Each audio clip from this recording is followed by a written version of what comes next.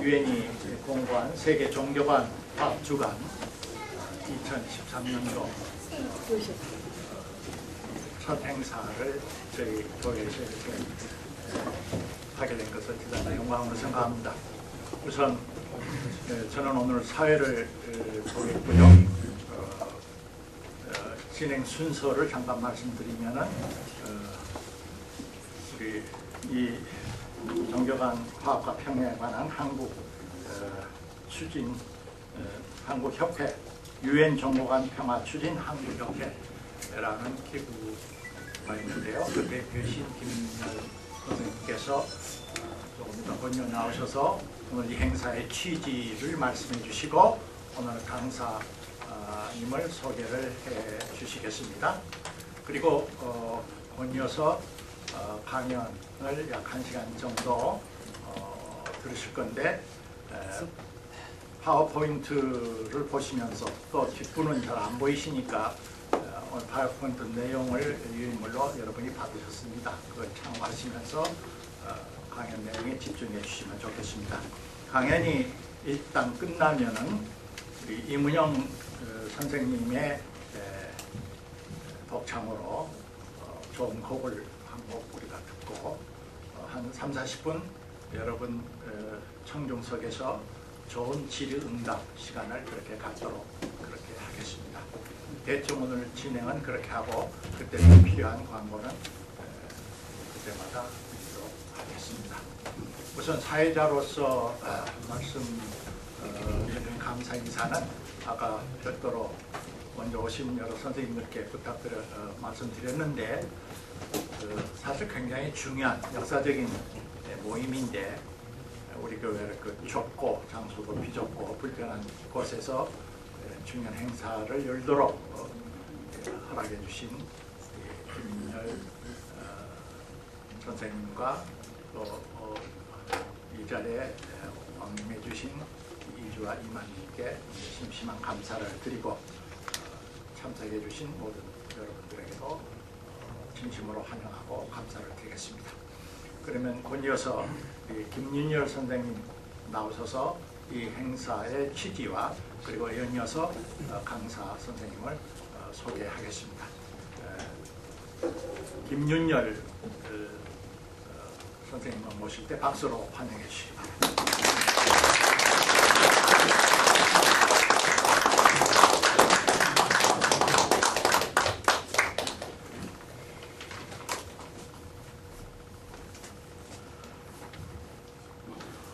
오늘 유엔 종교간 평화 추진 한국협회가 주최하는 이 단출한 모임에 동참하시는 여러분께 인사와 환영의 말씀을 드립니다. 세계 종교간 화합 주간 행사 WIHW라고 합니다만은 3년 전 유엔 총회 결의에 따라 매해 2월 첫 주일에 실시되는 세계적 행사입니다.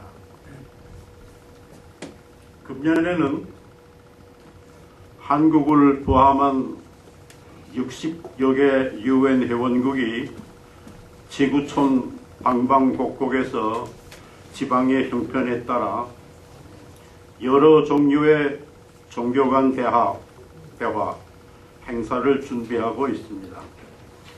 한국은 과거 이 행사에 빠짐없이 참여한 나라이고 오늘 세 번째 행사에 테이프를 제일 먼저 끊게 되는 나라이기도 합니다. 잘 아시는 대로 유엔 총회 결의문이라는 것은 전 인류의 집약된 양심의 발로이며 모든 문명 사회의 이행사항이기도 합니다. 금년 행사는 김경재 목사님의 정성어린 후원 그리고 성실, 겸허, 봉사의 세 가지 목표로 우리 사회에 작은 빛이며 등불이라고 지칭받고 있는 사개오 작은 교회 교인님들의 이해와 협조로 이루어졌음을 알고 마음속으로 깊은 고마움을 사귀고 있습니다. 세계 종교 간 화합 행사를 권장하는 유엔의 결의문은 화합을 위한 만남 그리고 대화는 관련된 모든 종교의 예배소에서 거행하도록 특별히 요청하고 있습니다. 그래서 오늘 이 모임을 성사시킨 한국의 사케오 작은 교회는 오늘 행사 기록으로 세계 종교계 여로에서 종교 간 화합에 앞선 모범교회로 알려질 것으로 짐작합니다. 오늘 유엔의 이념과 정신을 생활 일선에서 실천하고 옮기는 뜻에 따라 이 행사에 취지에 힘을 보태주시는 이주화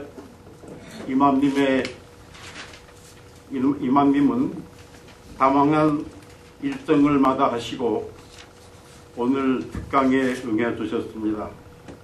특강이 끝난 후 청중의 질문에 응하여 주시겠다고 말씀하셨습니다. 이 이채로운 역사적 모임이 장래 종교 간 평화의 구현을 위한 시금석이 되기를 간절히 바랍니다.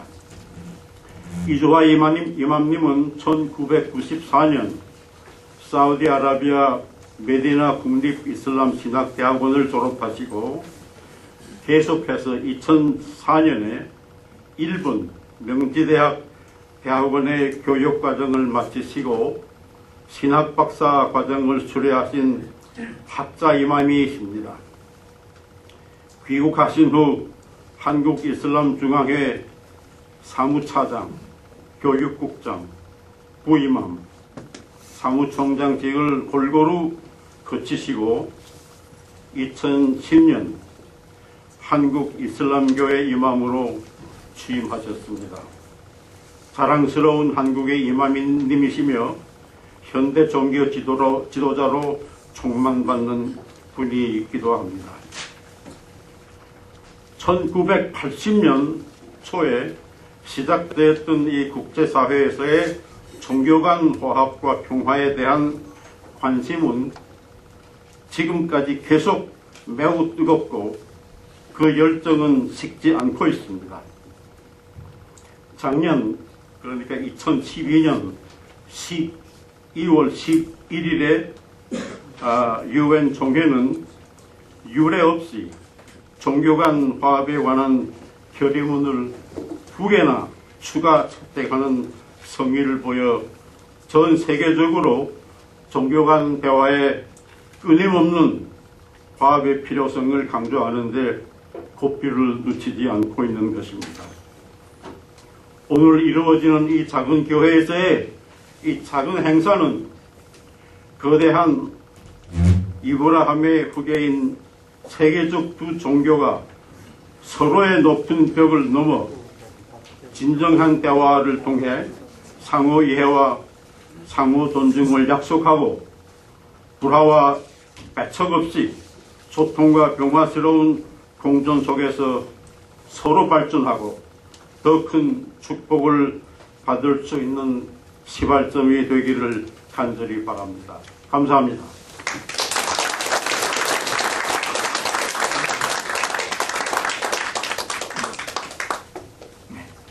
고맙습니다. 그러면 곧 이어서 이주화 이맘님의 중요한 말씀을 듣겠는데, 제가 간접적으로 듣기에 외국에서 여러 가지 행사에 참여하셨다가 귀국하셔서 독감을 앓으시고 며칠 동안 고생을 하셨는데, 오늘 우리 이 시간에 맞춰서 힘있게 떨고 일어나 나오셨습니다. 뜨거운 박수로 여러분이 오늘 강사 이맘님을 맞이해 주시기 바랍니다.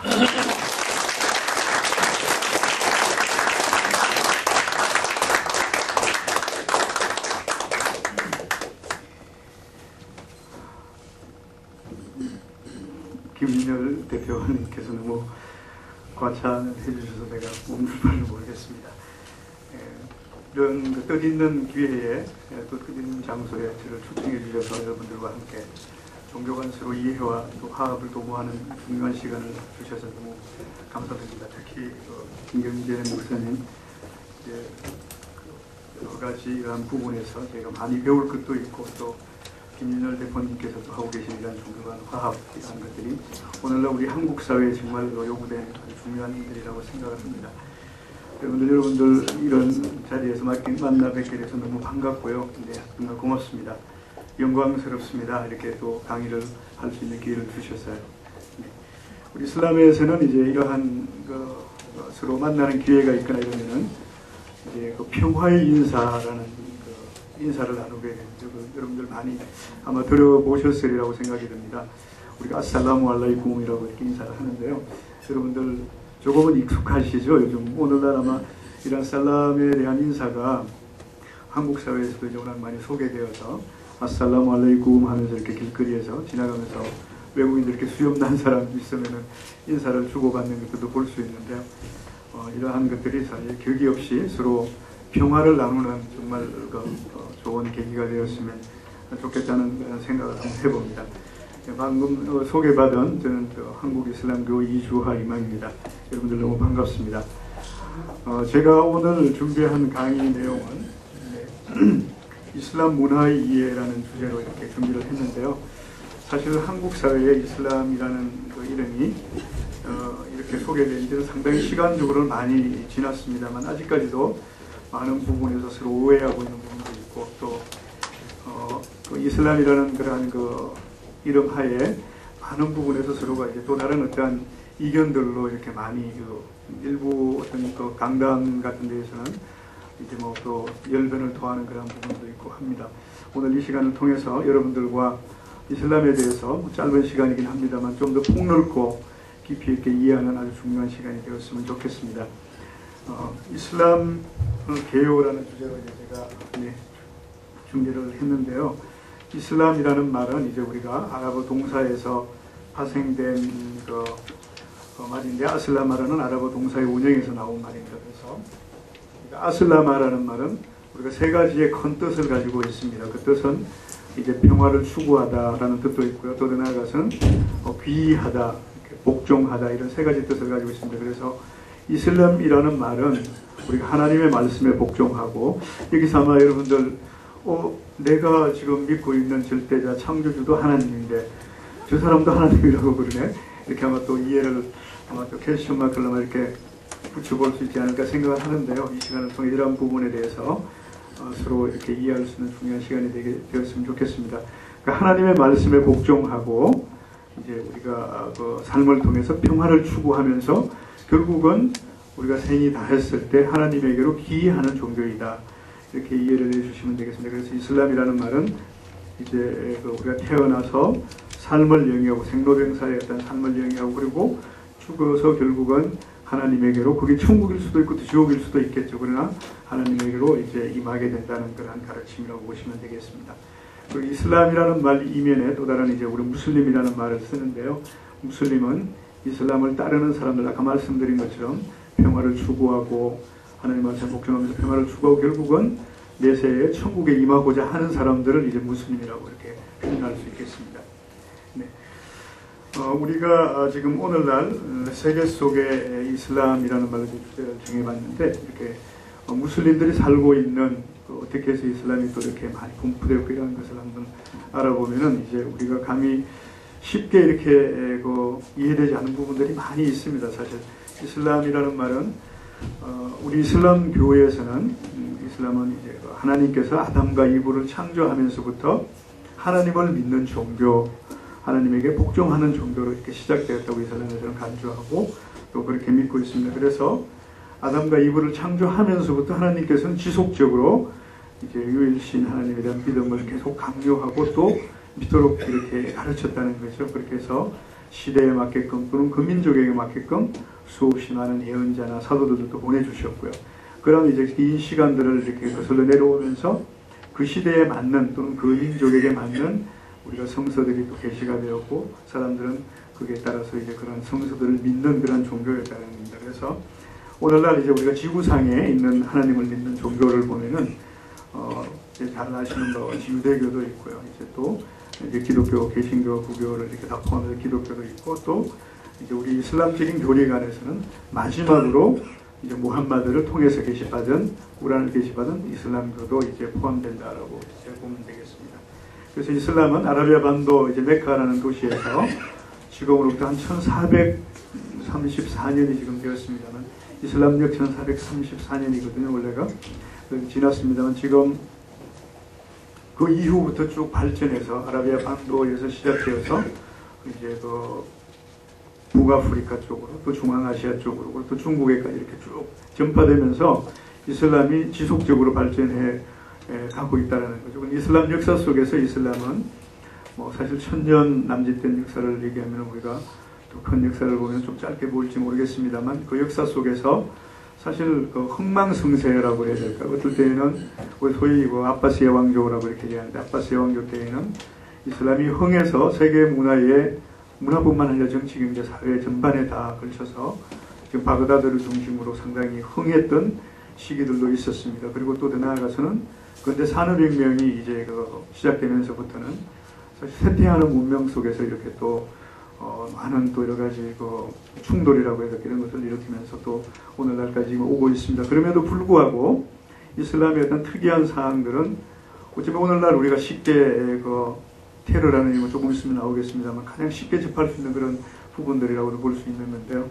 그럼에도 불구하고 이슬람은 수적으로 그리고 또 질적으로 성장하고 있다는 것을 우리가 볼 수 있습니다. 특히 유럽을 중심으로 늘어나고 있는 이슬람 신도 수를 보면 우리가 더 조금은 이렇게 왜 그럴까 우리가 소위 뭐 이런 여러 가지 오해와 또는 편견이라고 우리는 많은 얘기를 합니다만 그런 속에서 이슬람을 믿으면 안 될 것 같은데 사람들이 그런 우리가 감히 이렇게 이성적으로 받아들일 수 없는 그런 종교라면은 오늘날에 그러한 것들이 이렇게 축소되고 그 규모가 또는 더 나아가서 이제 그 종교적으로 어떤 힘을 발휘할 것이 아니라 이렇게 소멸해야 되는 그런 종교여야 될 텐데도 불구하고 오늘날에 이렇게 늘어나고 있는 것은 무슨 일인가 이런 부분에서 한번 생각해 볼 수 있는 기회가 될 수 있을 것 같습니다. 그래서 오늘 우리가 소위 그 세계 무슬림 인구라고 이렇게 표현하면은 이슬람 세계에서는 17억이라는 말, 전 여기 17억이라고 이렇게 표현을 했습니다만 17억이라는 말도 요즘은 조금 지난 얘기가 되는 것 같아요. 지금 이제 18억 이렇게 얘기하고 세계 인구의 거의 뭐 4분의 1 정도 다른 말로 하면 4사람 중에 1사람은 무슬림이다라는 얘기죠. 그 정도로 이제 많이 성장하고 발전하는 종교로 지금 각인되어져 있고 특히 유럽 쪽에서는 이슬람 부흥이라는 말을 써서 이슬람의 르네상스를 이렇게 얘기하고 있기도 합니다. 그래서 우리가 이러한 것들이 왜 무슨 이유로 이렇게 되었을까 한번 생각해 볼 수 있는 얘기가 되었으면 좋겠습니다. 그래서 세계 속의 이슬람 국가들을 살펴보시면은 여기에 보시면 이제 인도네시아는 단연 지금 인구적으로 세계에서 제일 많은 나라입니다. 그리고 방글라데시도 있고요. 또 파키스탄, 이란, 터키 같은 나라는 조금 더 이렇게 특이한 나라이기도 하죠. 이제 사실 터키는 이슬람 인구가 99% 정도 되는 아주 그런 나라임에도 불구하고 정부는 되려 이슬람 세속 정부이기 때문에 이슬람을 박해하는 그런 또 형태를 또 취하고 있습니다. 그래서 오늘날에 와서 이제 새로운 그 정부 하에 이슬람이 조금은 새로 이렇게 개방이라는 이름으로 이슬람이 새롭게 보이고 있는 그런 상황이기도 합니다만 그런 나라들이 이렇게 지금 볼 수 있는 것 같습니다. 그리고 우리가 중국 이렇게 얘기하면은 우리가 사실 뭐 소련도 마찬가지. 소련이란 말은 요즘 쓰지 않습니다만 중국 같은 데는 공산 이념 속에서 아마 이슬람이 없을 수도 있지 않을까 이렇게 생각을 하는데요. 아마 그 북경에 가보시면은 이제 우가라고 이렇게 한자로 쓰는데 소우자 써가지고 이제 뉴지에가라고 이렇게 있습니다. 거기 가보시면은 1000년 이상 된 고찰이라고 해서 이슬람 사원들이 한 개가 아니고 몇 개 이렇게 중국 문화재로 등록이 되어서 이제 그 보호받고 있는 그런 것도 볼 수 있습니다. 그래서 거기에는 당연히 중국 이슬람 협회가 있고 또 중국 이슬람 협회에서 관리하는 중국 무슬림 수가 약 1억 이상 되는 숫자가 있다고 그럽니다. 이러한 부분에서 이제 사실 우리가 또 색다른 모습을 볼 수 있는 것이고요. 중앙아시아 같은 데에도 실제적으로 그 소련이라는 1990년대 초반에 소련이 붕괴되면서 이제 소련이라는 말은 없어졌습니다만 소비에트 연방이 이렇게 묶여져 있을 때에는 거기에 이슬람이 있다고 아무도 생각을 하지 않았던 것 같아요. 근데 붕괴되면서 생겨난 일반적인 그러한 우리가 소위 말하는 무슨 스탄이라고 얘기하는 그런 나라들을 다 보니까 이슬람 인구가 75%, 85%, 90% 이렇게 되는 그런 나라들이 거의 대부분이었다는 거죠. 이제 그러한 것은 이제 우리 역사 속에서 어떤 사상이나 이념 또는 어떤 그런 전반적인 어떤 것들이 아무리 이렇게 누르고 그래도 이슬람이 없어지지 않고 그대로 또 지켜져 오고 있었다라는 것을 이제 반증해 주는 계기라고 볼 수 있겠습니다. 한국의 이슬람을 이렇게 보시면은요, 사실 뭐 문헌적인 자료들에 보면은 한국의 이슬람도 이제 그 조선시대 이전부터 한국의 이슬람도 이렇게 있었던 그 흔적을 찾아볼 수 있습니다. 조선시대에는 우리가 그 세종대왕 때에는 우리 그 조정에 예를 들면 파티 같은 걸 할 때에는 무슬림 이제 그 사절단 이제 장사를 하기 위해서 이제 그 온 대상들이었겠죠.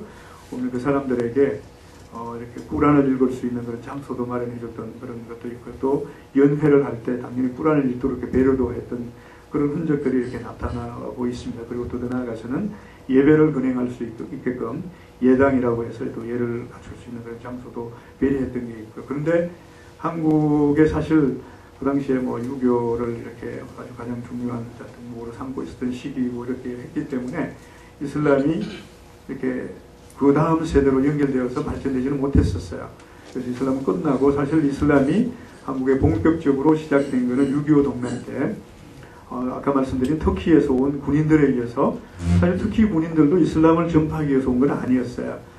전쟁터에서 자기들이 이제 전방에 가서는 전쟁을 하고 또 후방에 이렇게 좀 쉴 때에는 천막 속에서 예배를 건행하고 이렇게 하는 것이 일반적인 나름대로 어떤 형태였는데 그때 이제 고아들을 이제 가르치고 또 군목들의 일부가 이슬람에 입교하고 이렇게 하면서 이슬람이 이제 처음으로 저희 한국 이슬람교에서는 1955년도로 이렇게 삼고 있습니다만 처음으로 이슬람이 전파되기 시작했다라고 이렇게 저희는 삼고 있습니다. 그래서 터키 군들이 돌아가고 그 당시에 이제 전쟁이 이제 휴전되면서 터키 군들이 돌아가고 남아있던 군목들이 이제 이슬람을 조금씩 그 당시 입교했던 군목이 아니고 이제 그러니까 군무원이라고 그러죠. 죄송합니다. 제가 군목이라고 말씀을 잘못 드린 것 같고요.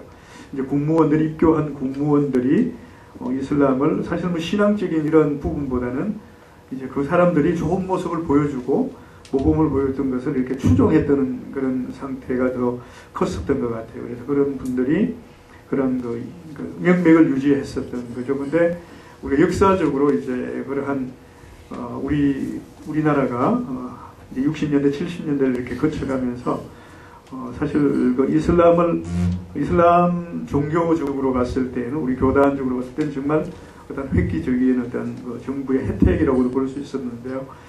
그 역사적인 어떤 사건 이러한 것들이 아주 이슬람을 발전시킬 수밖에 없었던 역사적인 그런 사건들이 있었습니다. 그게 여러분들께서도 아마 잘 아실 것 같은데요. 아직까지 역사적으로 남아있는 그런 흔적들이니까요. 거기 보면은 우리가 5.1 파동을 이제 석유 파동을 두 차례 걸쳐서 겪게 되고요. 그리고 또 더 나아가서는 이제 7, 80년대, 60년대 말부터 쭉 시작되었던 겁니다만 중동붐이라는 아주 획기적인 사건을 맞이하게 됩니다. 그렇게 맞이하면서 우리 정부가 이제 석유 문제를 이러한 것을 해결하고자 했을 때 실제 해결할 수 있는 방법은 아무것도 없었다고 그럽니다. 그 당시에 외교가 이렇게 뻔하게 외교가 중동 이슬람 국가들과 한국 정부가 외교적으로 이렇게 맺어져 있었던 그런 것도 없었고 또 그렇다고 해서 이렇게 중동이 한국 이슬람을 보는 눈이 특별히 해가지고 뭔가 배려할 수 있는 그런 것도 없었고요. 그러다가 보니까 우리 정부에서 할 수 있는 것은 이슬람을 이용하는 것밖에 없었어요. 그래서 그 당시에 이제 정부에 의해서 재단법인 한국이슬람교라는 이름이 1967년도에 이제 정부 주도하에 만들어지고 그리고 또 더 나아가서는 박정희 대통령 시절이었는데 지금 이제 제가 이제 몸담고 있는 그 성원이기도 합니다만 서울중앙성원 부지 1,500평을 박정희 대통령이 우리 재단법인에 하사를 하게 됩니다. 한국이슬람교 선물을 준 거예요. 이제 성원을 지어라고. 이제 그러한 역사적인 사건들이 이제 하나씩 기록되기 시작하니까 이제 사실 그걸 계기로 해서 한국 정부에서는 이제 석유도 이렇게 그 중동 국가에 가서 이슬람권에 가서 이제 사우디아라비아 특히 뭐 갔었습니다만 석유 수급하는 방법도 찾게 되고 또 더 나아가서는 이제 그 한국에 이슬람 성원이 없고 한국에 무슬림들이 예배를 진행할 데가 없다라는 걸 계기로 해서 이제 그쪽에서 이제 대거 모금 운동까지 하게 되는 이제 그런 역사적인 결과를 맞이하게 됩니다. 그래서 1976년도에 서울중앙성원이 지금 있는 서울중앙성원이 만들어지고 이제 또 더 나아가서는 중동 이슬람 국가들이 한국에도 이슬람이 시작되었다라는 아주 어떤 그 대대적인 어떤 그 변화를 가져오게 된다. 그러다가 보니까 76년도부터 이제 중동에 나가는 사람들은 서울중앙성원에서 이제 그 계획적인 교육을 받게 되고요. 그렇게 해서 많은 사람들이 하루에 300명씩 교육을 받고 입교를 하는 그런 또 기현상까지 일어나는 계기도 마련되었었습니다. 그러다가 보니까 사실 86년도가 되었을 때 76년부터 86년도까지 약 10년 동안에 이슬람 국가들이 한국에 이제 그 어쩌면은 이렇게 경주하듯이 이슬람 성원을 건립하고 무슬림들에게 어떤 특별한 혜택을 주는 정부하고 우리 정부하고 좋은 관계를 유지하기 위해서 어떤 러브콜을 보내고 하는 그런 계기를 마련하게 됩니다. 그래서 76년도에 서울중앙성원이 세워지고 부산에는 리비아 정부에서 그리고 또 전라도에 있는 이제 그 전주에는 이집트에서 그리고 또 경기도 광주에는 쿠웨이트에서 이렇게 이제 막 순차적으로 그 10년 사이에 약 5개의 이슬람 성원이 만들어지고 또 신도수도 약 3만 5천 명까지 이렇게 86년도가 되면서 많이 이렇게 늘어나는 이런 그 상황을 맞이하게 되었습니다. 사실 이제 그러한 것들이 우리가 신앙에 입각해서 3만 5천 명이면 늘어난 3만 5천 명이면 엄청난 숫자라고 볼 수 있을 텐데요. 사실 신앙보다는 일단 그 당시에 중동붐이라는 것 때문에 중동에 가기 위해서 또 이제 건설 인력이 많이 필요했기 때문에 그렇게 발전적인 계기를 마련하는 그런 그 상황들이 조금은 다르게 이렇게 비춰졌을 때가 있었습니다. 그래서 그런 시기를 거치면서 이슬람은 한국 사회의 이제 발전이라는 이름으로 이렇게 늘어나게 되었던 거고요. 86년도에가 되었을 때는 이제 전국에 이슬람 성원 숫자가 5개가 만들어지고 그리고 이제 신도수도 3만 5천 명에 이르는 이런 상황이 되었습니다. 근데 그게 계속 유지되었으면 참 좋았을 텐데 이제 중동붐이 좀 시들해지고 우리 경제가 이렇게 사실 좀 발전되면서 종교적인 어떤 기대라고 해야 될까 그런 것이 많이 시들해진 그런 상황이 되었었습니다. 그런데 또 다시 이슬람 우리 이제 교단적인 측면에서 봤을 때에는 새로운 또 발전의 계기를 맞이할 수 있는 아주 중요한 이렇게 이정표가 또 만들어졌었습니다. 그게 뭐였느냐면은 여러분들도 잘 아시겠지만 90년대 초반부터 외국인 근로자들이 이제 코리안 드림이라는 이름을 해가지고 대거 또 이제 한국으로 많이 들어오게 됩니다. 그래서 사실 물론 이제 중국이나 이슬람과 무관한 나라에서도 많이 들어왔습니다만 이슬람 국가에서도 그 당시에 한국에 들어온 외국인 근로자들이 약 10만 명 가까이 이렇게 지금도 10만 명이 있습니다만 많을 때는 15만 명까지 이렇게 한국에 들어오는 그런 계기가 마련되었었고요. 이런 걸로 인해 가지고 오늘날 이제 지금 외국인 근로자들이 힘을 실어줌으로써 전국에는 사실 이슬람 성원 규모를 갖춘 이슬람 성원은 전국에 10개가 있고요. 그리고 또 우리가 이제 무살라라고 이렇게 얘기하는데 예배를 건행할 수 있는 작은 이제 장소를 임대를 하거나 또는 건물을 조그만 걸 사거나 이렇게 예배소로 쓰여지고 있는 것은 지금 40여 개 이렇게 운영되고 있습니다. 그 전국에는 내외국인 무슬림 수를 이제 총 다 합치면은 약 한 13만 5천 명, 조금 변수는 있을 수 있겠습니다만 지금 그렇게 한국에 무슬림들이 있습니다. 여기 보시면은 전국에 있는 이슬람 성원들 그림을 이렇게 보시면은요, 이 서울 중앙 성원이 있고요. 그리고 옆에 이제 부산 성원, 그리고 또 광주 성원, 그리고 안양 성원, 전주 성원 이런 성원들 이외에도 지금은 이제 그 전국에 있는 대도시를 중심으로 그 성원들이 다 만들어져 있고 예배를 건행할 수 있는 이제 준비가 되어 있습니다. 이런 그림은 이제 서울 중앙 성원에서 이제 금요일 날 저희가 합동 예배를 건행하거나 또는 그 축제 예배, 이더 예배라고 그러는데요. 축제 예배 때 모여서 이렇게 예배를 건행하고 지금 이제 서로 이렇게 인사들을 하고 있는 그런 광경입니다. 네. 이제 그 다음에는 오해받는 종교 이슬람. 여러분들께서 아마 가장 많이 접할 수 있는 그런 말들인 것 같습니다. 여러분들 뭐 알라 신교, 요즘은 이제 언론들이 우리 교단에서 지속적으로 한 10년 이상 이렇게 이제 모니터링을 하고 이렇게 하면서 이제 많이 이제 변화된 모습이라고 볼 수 있습니다만, 요즘은 이제 알라 신교라는 말은 많이 안 쓰는 것 같아요. 이제 알라라고 하거나 또는 뭐 하나님이라고 하거나 또는 신이라고 표현을 하거나, 이슬람교에서 믿는 신, 예를 들면은 뭐 하나님이라고 하는 이렇게 표현하는 게 많이 늘었는데, 아직까지도 일부 이렇게 종단 같은 데서 이렇게 만드는 이제 매거진이나 이런 데 보면은 아직도 알라신이라고 쓰는 것들을 볼 수 있습니다. 그러나 이슬람이라는 말이 가장 정확한 표현이고요. 이슬람에서는 이제 특정한 마호메트 교회를 예를 들면은 어떤 이 사람을 이름 지어서 이렇게 이제 부르지는 않는 게 가장 바람직한 이슬람 종교에 대한 표현법이라고 이렇게 가르치고 있습니다. 네. 그리고 이제 그 다음에는 한순행 칼, 한순행 꿀이라는 말 여러분들 많이 들어보셨죠? 사실 우리 이러한 말의 이면에는 우리가 여러 가지 역사성이나 시대적인 배경 같은 걸 한번 비교해보는 게 상당히 좋을 것 같은데요. 우리가 아라비아 반도에서 지금으로부터 1400여 년 전에 이슬람이 시작되었는데, 그 당시 아라비아 반도는 우리가 약육강시, 사막을 중심으로 이제 오아시스에서 또 오아시스로 이렇게 이동해가면서 이렇게 양을 치고 이제 목축업을 하는, 또 이제 대상을 이끌고 이제 다니면서 생업에 종사하는 게 가장 기본적인 형태였다고 그럽니다. 그랬더니 그 당시에 오아시스를 소유했던 부족은 그 오아시스를 지키기 위해서 그 사람들이 가지고 있던 종교와 상관없이, 그 이전에도 뭐 기독교도 유대교도 다 있었으니까요.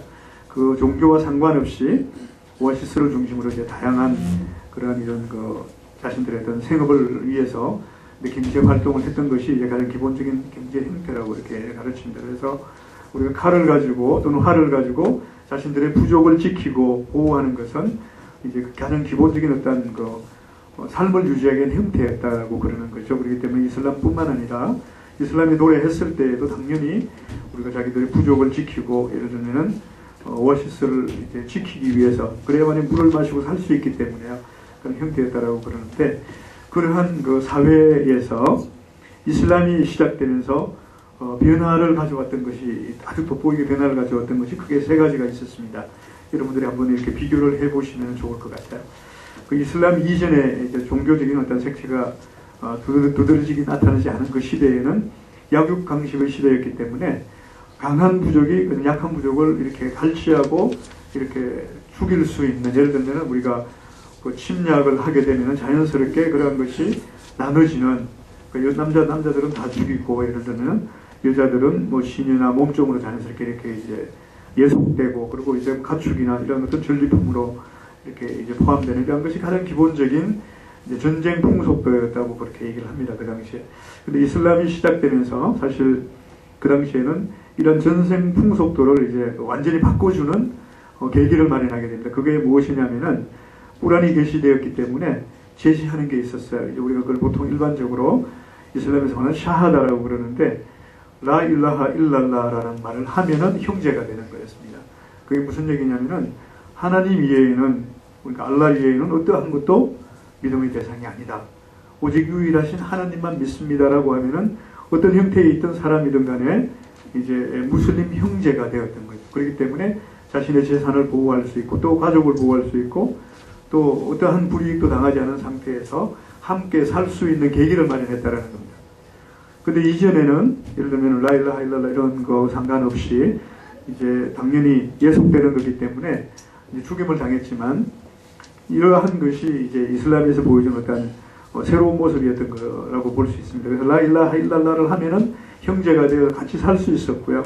그러니까 라일라하 일랄라를 하지 않더라도 이슬람에서 선택할 수 있는 두 가지를 더 줬었습니다. 그게 뭐였느냐면은 점령당했기 때문에 그곳에 살려면은 만약에 초토세를, 뭐 인두세라고도 합니다만 세금을 내라고 그랬었어요. 네. 근데 그 세금이 그 당시에 이제 비잔틴 지배하에 있었던 아랍인들이었기 때문에, 그리고 또 예멘이나 이렇게 또 아비시니아 지역에서 이제 그 기독교의 지배를 받았던 아랍인들이었기 때문에 그때 거둬들인 세금에 비했을 때 아주 적은 양이었기 때문에 사람들이 그냥 이슬람을, 그러니까 라일라하 일랄라를 하지 않아야 될 이유가 하나도 없었다고 그럽니다. 그래서 거의 대부분 사람들이 자연스럽게 그러니까 라일라하 일랄라를 하지 않았다고 하더라도 자기의 그 오아시스를 지키고 가족들을 지키면서 거기서 세금을 내면서 살고자 했다라는 거죠. 그렇기 때문에 이슬람이 쉽게 이렇게 발전해서 나갈 수 있었던 것 같고요. 또 그것도 싫었을 때에는 가족과 가축 그리고 또 짐을 다 챙겨서 그곳을 떠나라고 이렇게 얘기를 했다고 합니다. 추방되는 거죠, 말하자면은. 그래서 거기에는 자연스럽게 이제 무슬림들이 다시 가서 살 수 있었고, 이러한 것에 의해서 그 당시에 아라비아 반도에서 이제 추방돼서 나갔던 부족이 유대인들이었다고 그럽니다. 그래서 지금 유대인들은 그 당시에 이제 이슬람이 팽창하면서 이제 그 메카와에서 메디나로 그리고 또 메디나에서 사우디아라비아 오늘날 이제 북쪽 지역인데 이제 카이바르 쪽으로 그리고 더 나아가서는 중앙아시아에 그러니까 지금 러시아에 있는 쪽에까지 러시아 유대인들이 가서 이제 발전하고 자리 잡았던 데가 지금 오늘날에 이제 그쪽으로 이렇게 발전해 갔던 모습들이라고 그럽니다.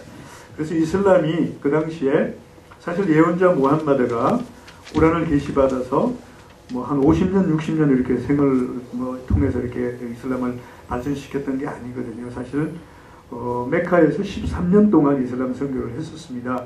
근데 메카에서는 13년 동안 이제 그 하나의 슬로건을 이렇게 들고 나섰었는데 실패를 했어요. 그래서 결국은 그 메카에서 이제 박해를 했던 사람들을 피해서 야만 도주를 하게 되는 거죠. 13년 후에. 그래서 메디나로 와서 메디나에서 이제 10년 동안 이슬람 선교를 하면서 이제 거기에 자리를 잡고 이제 발전을 할 수 있었는데 그 메카와 메디나에서 있었던 선교 기간을 다 따지면은 총 23년이었습니다. 근데 23년 동안에 사실 예언자 무함마드는 그러한 것들을 이제 다 보여줬던 거죠. 그렇기 때문에 23년 짧은 기간 동안에 그 아라비아 반도에 있었던 사람들은 자연스럽게 이슬람을 이제 받아들이는 그런 계기를 마련했었던 거고요. 사실 그러한 것이 그 당시에 메카와 메디나에 이렇게 팽배되어 있던 어떤 그 물물 교환이나 또 약육 감식의 문화에 어떤 혁신적이고 혁명적인 계기가 되었다는 거죠. 그래서 말씀드렸던 것처럼 이러한 계기들이 이슬람을 발전하게 하는 아주 중요한 상황이 되었다는 거고요. 그리고 또 더 나아가서는 거기에 사실 우리가 여성의 인권이라고 이렇게 많이 표현을 하는데 이슬람 초기 또는 이슬람 이전의 여성에게는 인권이 없었던 것 같아요. 이렇게 문헌이라는 걸 찾아봤을 때. 그래서 꾸란 구절에도 이렇게 보면은 여아가 탄생하면은 그 당시에도 자연스럽게 그냥 묻어버리는 그런 것이 그 당시 문화적인 어떤 배경이었다고 볼 수 있습니다. 근데 꾸란이 계시되면서 여성들에게 확실한 인권이 주어졌다라는 겁니다. 그래서 그것이 이제 여성들에게 가장 인권적으로 대우받을 수 있는 것이 무엇이었느냐면은 사유재산이 인정될 수 있는 유산상속법이 그 당시에 이제 꾸란에 의해서 여성들에게 지정이 되었습니다. 그래서 이제 아버지가 돌아가셨을 때 또는 남편이 돌아가셨을 때 또는 아들이 이제 죽었을 때 예를 들면 그러한 상황에서 어머니 또는 아내 또는 딸에게 주어질 수 있는 상속권이 꾸란에 의해서 지정이 되었었습니다. 그러다가 보니까 인권적인 혜택을 받지 못했던 여성들에게 아주 급속도로 이렇게 이슬람을 받아들일 수 있는 계기가 마련되었다는 겁니다. 그래서 이러한 것들이 이제 전쟁 풍속도가 완전히 바꿔지고 또 더 나아가서는 여성들에게 인간적인 혜택을 받아볼 수 있는 인권적인 어떤 것들이 주어지게 됨으로써 이슬람 사회가 자리를 잡아가는 예언자 무함마드가 이제 63세를 일기로 이제 생을 마감할 당시에는 이슬람 제국이라는 이름이 이미 형성되어서 이제 북쪽으로는 이렇게 지금 페르시아 쪽 이후까지 이슬람이 전달되고 전파되는 과정, 그리고 또 남쪽으로는 예멘을 통해서 북아프리카까지 이슬람이 전파되는 아주 중요한 계기를 마련했었습니다. 이러한 것들이 이제 일반적으로 우리가 이슬람의 관용 정책과 포용 정책을 이제 얘기하는 것에 반해서 이제 한 손엔 칼, 한 손엔 꾸란이라는 말이 단순히 꾸란이 아니면은 칼을 받아라 이런 쪽으로만 이해가 되었던 것 같아요. 그래서 그런 부분들이 이제 조금은 이슬람적인 측면에서 봤을 때는 오해되었던 부분이 아니었을까 하는 그런 제시 한번 해볼 수 있겠습니다. 그리고 또 다른 또 하나는 이제 이슬람을 일컬어서 아랍 사람들이 믿는 종교다라고 이렇게 많이들 이해를 하고 있는데요. 사실 아랍 쪽을 여행해 보면은 아랍 사회, 아랍 지역은 거의 사막이죠. 사막이라 사람들이 살 수 있는 데가 별로 없습니다. 그렇기 때문에 실제적으로 거기에 사는 인구수는 별로 많지 않아요. 그렇지만 이슬람이 이제 아라비아 반도, 특히 메카하고 메디나에서 시작되었기 때문에 아랍 사람들이 믿는 종교다라고 많이 생각을 하고 있는데요. 아랍 사람들은 그 인구적으로 따졌을 때는 그렇게 많지 않고요. 이제 그때 아라비아 반도에서 시작해서 이슬람 수도가 아라비아 반도의 메카에 있었던, 메카나 메디나에 있었던 적은 그 23년, 그리고 그 이후에 예언자 이후에 그 칼리파 시대라고 그러는데, 예언자들을 선계했던 선계자 시대 이외에는 아라비아 반도가 이슬람의 수도였던 적은 없습니다. 그 이후에 우마이야 왕조 때에는 거기에서 이제 시리아 쪽으로 이제 벗어나서 거기에 그 디마스커스가 이슬람 수도, 이슬람 제국의 수도였고요. 그리고 또 아바시아 왕조 때에는 그쪽으로 가가지고 이제 바그다드가 이슬람의 수도였고요. 그리고 또 이제 파티미 왕조 때에는 그 이집트 쪽에, 그리고 또 오스만 터키 제국에는 이스탄불이 이슬람 제국의 수도였던 걸 여러분들 잘 볼 수 있을 겁니다.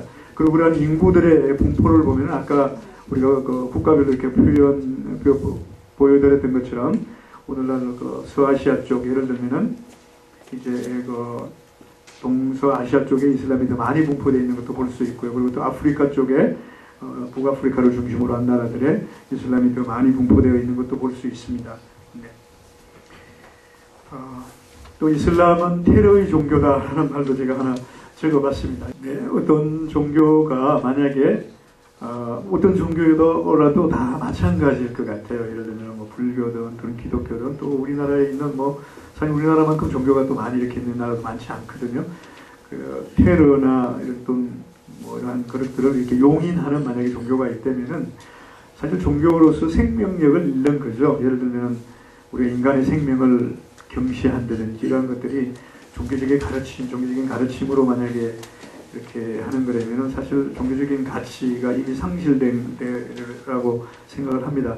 이슬람도 마찬가지입니다. 그래서 이슬람도 꾸란에 의하면은 우리가 그 무고한, 그러니까 아주 그 올바른 한 사람을 죽이는 것은 그 민족을 다 죽이는 게 같다라고 할 만큼 사람의 생명을 아주 중시 여깁니다. 그래서 그러니까 정당하지 않은 살인은 어떤 것도 허용되지 않는 것이 이슬람의 가르침이고요.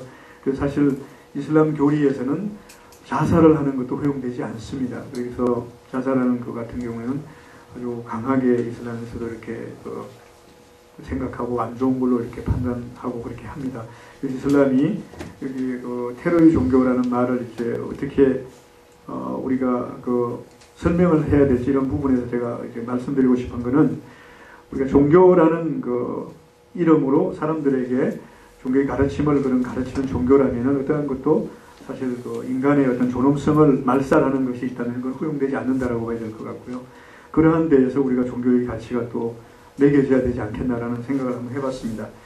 네, 그리고 이제 제가 이슬람 교리에 대해서 준비한 거는, 우리 이슬람 교리는 이제 6가지 보이지 않는 그에 대한 믿음과 5가지 실천 의식이라고 이렇게 많이 표현을 하는데, 여러분들 아마 이슬람 무슬림들이 이렇게 예배 보는 행렬이라든지 이런 것은 여러 가지 매스컴 이런 걸 통해서 많이 보셨으리라고 생각이 듭니다. 이슬람은 이러한 5가지 실천 의식을 통해서 우리가 천국에 임할 수 있다라고 생각합니다. 그래서 이러한 5가지는 결국 본인이 자기 자신을 정화하고 깨끗이 이제 가꾸어서 우리가 깨끗한 상태로 태어났던 것처럼 하나님에게로 이제 귀의한다는 게 이슬람의 가르침이 있는 거고요. 이런 가르침을 여러분들께서 한번 보시면은 이제 이슬람이 어느 정도 실천 의식을 중시 여기는지 한번 이렇게 보실 수 있을 겁니다. 그래서 이슬람은 우리가 일반적으로 얘기할 때 실천의 종교다라고 이렇게 얘기를 합니다. 이 5가지를 이제 삶을 통해서 성실하고 아주 지속적으로 성실하게 지켰을 때 우리가 구원을 받을 수 있다라고 가르치는 거죠. 그러니까 첫 번째가 신앙 고백이라고 얘기를 했는데 샤하다라고 말합니다. 샤하다는 아까 제가 말씀드린 것처럼 이제 라 일라하 일랄라를 확신을 가지고 이제 믿음을 표현하는 거거든요. 그래서 라 일라하 일랄라를 이제 아랍어로 나는 내가 선언합니다라는 말까지 포함해서 아슈하두 알라 일라하 일랄라 와 아슈하두 안나 무함마단 라술ul라를 이제 반드시 하나님 앞에서 엄숙하게 실천 의지를 가지고 이제 선언하는 겁니다. 그렇게 함으로써 무슬림으로서 인정을 받을 수 있고, 그리고 나머지 4가지가 의무사항으로 규정이 된다는 거죠. 그래서 그러한 것을 지킴으로써 이제 구원받을 수 있다라고 보는 게 이슬람적인 가르침입니다. 그래서 이슬람에서는 누군가가 하나님 이외에는 어떠한 것도 신이 아니다라고 이렇게 절대자 창조주 한 분에 대한 믿음을 선언하면 구원받을 수 있다라고 가르칩니다. 그래서 신앙 선언을 함으로써 우리가 무슬림으로서 인정을 받을 수 있고, 또 그렇게 인정받은 사람은 자신의 죄를 지은 죄를 지속적으로 그 다음에 나오는 기둥들을 지키면서 회개함으로써 이제 구원에 이를 수 있다고 이슬람에서는 가르치고 있습니다. 그래서 이제 첫 번째 기둥으로서 샤하다가 있고요. 두 번째는 이제 예배가 있습니다. 예배하는 기둥인데, 예배는 우리가 일반적으로 무슬림들이 우리가 하나님께서 정해주신 의식에 따라서 하루에 5번씩 정해진 절차에 따라서 정해진 의식을 거행하는 겁니다. 그래서 우리가 어떠한 상황에 있든, 그 사람이 병중에 있든 또는 어떠한 상황에 있든 예배를 반드시 건행해야 됩니다. 그래서 우리가 일상적으로 하루를 보내면서 그 보내는 시간대별로 우리가 자기 자신의 삶이 하나님의 가르침에 벗어나지 않은 올바른 삶을 영위하고 있는가, 자기 자신을 지속적으로 성찰할 수 있는 계기를 만드는 게 예배라고 보시면 될 것 같습니다. 그래서 우리 일반적으로 동양 철학에서는 1일 3성이라고 많이 표현을 하는데요. 우리 이슬람 철학에서는 하루에 5번씩 자기 자신을 재조명하고 반성하는 계기를 만들어라라고 해서 1일 5성이라고 이렇게 가르칩니다. 그래서 그 예배 시간대를 보면은 요즘 같은 경우에는 이제 그 새벽 예배가 있는데, 새벽 예배는 6시 반에서 한 7시 반 정도 사이에 건행하는 예배입니다. 그리고 정오 예배는 12시 한 35분, 40분 정도 되면 있고요. 그리고 오후 예배는 요즘 같은 경우에는 4시 정도 이렇게 예배를 건행해야 되고요. 그 저녁 예배는 해가 진 직후에 드리는 예배입니다. 그리고 밤중 예배는 이제 그 잠들기 전에 이렇게 드리는 예배인데, 이러한 예배들을 건행하는 가장 중요한 목적이 자기 자신을 재조명하고 반성해서, 그러니까 하나님의 가르침 바깥에 나가 있지 말라는 거거든요. 그래서 잘못을 저질렀으면 빨리 회개해서 자신의 위치를 다시 한 번 더 성찰해서 올바른 위치에다 갖다 놓는, 그래서 하나님의 가르침 속에서 지속적으로 하나님의 은총 속에서 살 수 있는 계기를 만드는 것이 이슬람에서의 가르침이다라고 보시면 되겠습니다. 그래서 여행자인 경우에는 여행자에게 맞는 예배를 건행하고 해야 되고요. 또 병중에 있는 사람은 병중에 있는 사람으로서 자신에게 주어진 예배 절차를 맞춰서 이렇게 건행을 하면 되겠습니다. 여기 보시면은 합동 예배를 건행하는 이렇게 모습이 있는데요. 이제 그 금요 합동 예배라고 해서 금요일 날은 보통 큰 마스짓 이슬람 성문에 거의 무슬림들이 다 모여서 함께 예배를 건행하도록 합니다. 그래서 작은 성문들은 이제 문을 닫고 큰 이슬람 성문에 가서 다 같이 함께 예배를 건행하도록 하고, 메카에 있는 아마 하람 성문이라고 이슬람에서는 얘기를 하는데, 메카 하람 성문에는 아마 오늘날에도 지금도 금요일날 합동 예배를 건행하는 인원이 성지순례 때에는 물론 100만 명 이상 이렇게 한꺼번에 예배를 건행합니다만, 요즘도 수십만 명이 아마 금요일날마다 합동 예배를 건행하지 않을까 이렇게 생각이 듭니다. 저희 서울 중앙성문에도 이제 금요일날 합동 예배 때는 약 1000명 정도 모여서 함께 예배를 건행합니다. 그 다음 이제 세 번째 기둥은 단식에 해당되는 건데요. 단식은 이제 우리가 그 이슬람력 9월 라마단 달이라고 그러는데, 라마단 한 달 동안 단식을 하는 거죠. 그래서 그 라마단 한 달 동안 저희들이 이제 예배를 통해서 우리가 다 발견하지 못했던 자신들의 어떤 자아라고 해야 될까요? 어떤 성찰해 볼 수 있는 중요한 계기를 라마단 단식을 통해서 다시 한 번 더 집중 조명해 보는 그런 계기라고 생각해 보시면 되겠습니다. 그래서 라마단 한 달 동안에는 우리가 해가 뜨기 전, 예를 들면은 우리가 지금 새벽 예배라고 하면은 해 뜨는 시간이 아니고 해 뜨기 전에 드리는 예배를 새벽 예배라고 그러거든요. 그래서 요즘 같은 경우에는 한 5시 한 45분, 50분 정도 이렇게 해 뜨기 전 한 1시간 반 정도 전에 이제 시작되는데, 그때 단식을 시작해서 낮 시간 동안에 단식을 하고 이제 해가 지면은 이제 먹을 수 있습니다. 그렇기 때문에 단식 시간이 겨울철 같으면 한 11시간 정도 되고요. 그리고 이제 그 하절기 같은 경우에는 15시간 정도, 또 조금 더 길 때는 16시간 정도 이렇게 되는 걸 볼 수 있습니다. 그 낮 시간 동안에만 우리가 목으로 이렇게 넘어가는 어떤부터 다 이제 목회를 끊어야 돼요. 대신에 저녁에는 먹을 수 있고요.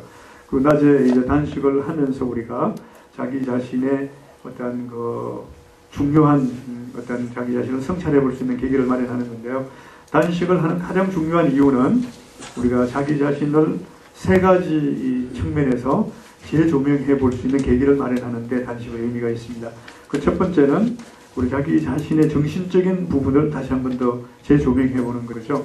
과연 자기가 1년을 이렇게 보내면서 올바른 삶을 영위하고 정신적으로 우리가 해해진 신앙을 가져볼 수 있는 그러한 차원에서 자기가 제대로 하고 있는가를 볼 수 있는 거라고 보시면 될 것 같습니다. 그래서 자기 자신의 정신 세계를 정화한다 이렇게 표현들을 많이 합니다. 그래서 우리가 신앙적으로 해이해진 사람이 있으면 정신적으로 재무장을 해서 예배 행렬에서 뒤떨어졌던 또는 참석하지 않았던 그런 행렬에서 다시 한번 동참하고 열심히 예배하는 행렬에 이렇게 또 동참해서 신앙을 정진하는 그런 계기를 마련하는 게 단식의 의미이고요. 또 두 번째는 우리가 한 달 동안 단식을 하면서 한 달 동안의 단식은 짧은 시간이 아니거든요. 한 달 동안 단식을 하면서 우리가 그 시간 동안에 자기 스스로 과연 자신은 1년 동안 건강한 육체를 보존하고 있었는가 한번 생각해 볼 수 있는 계기를 마련한다는 거죠.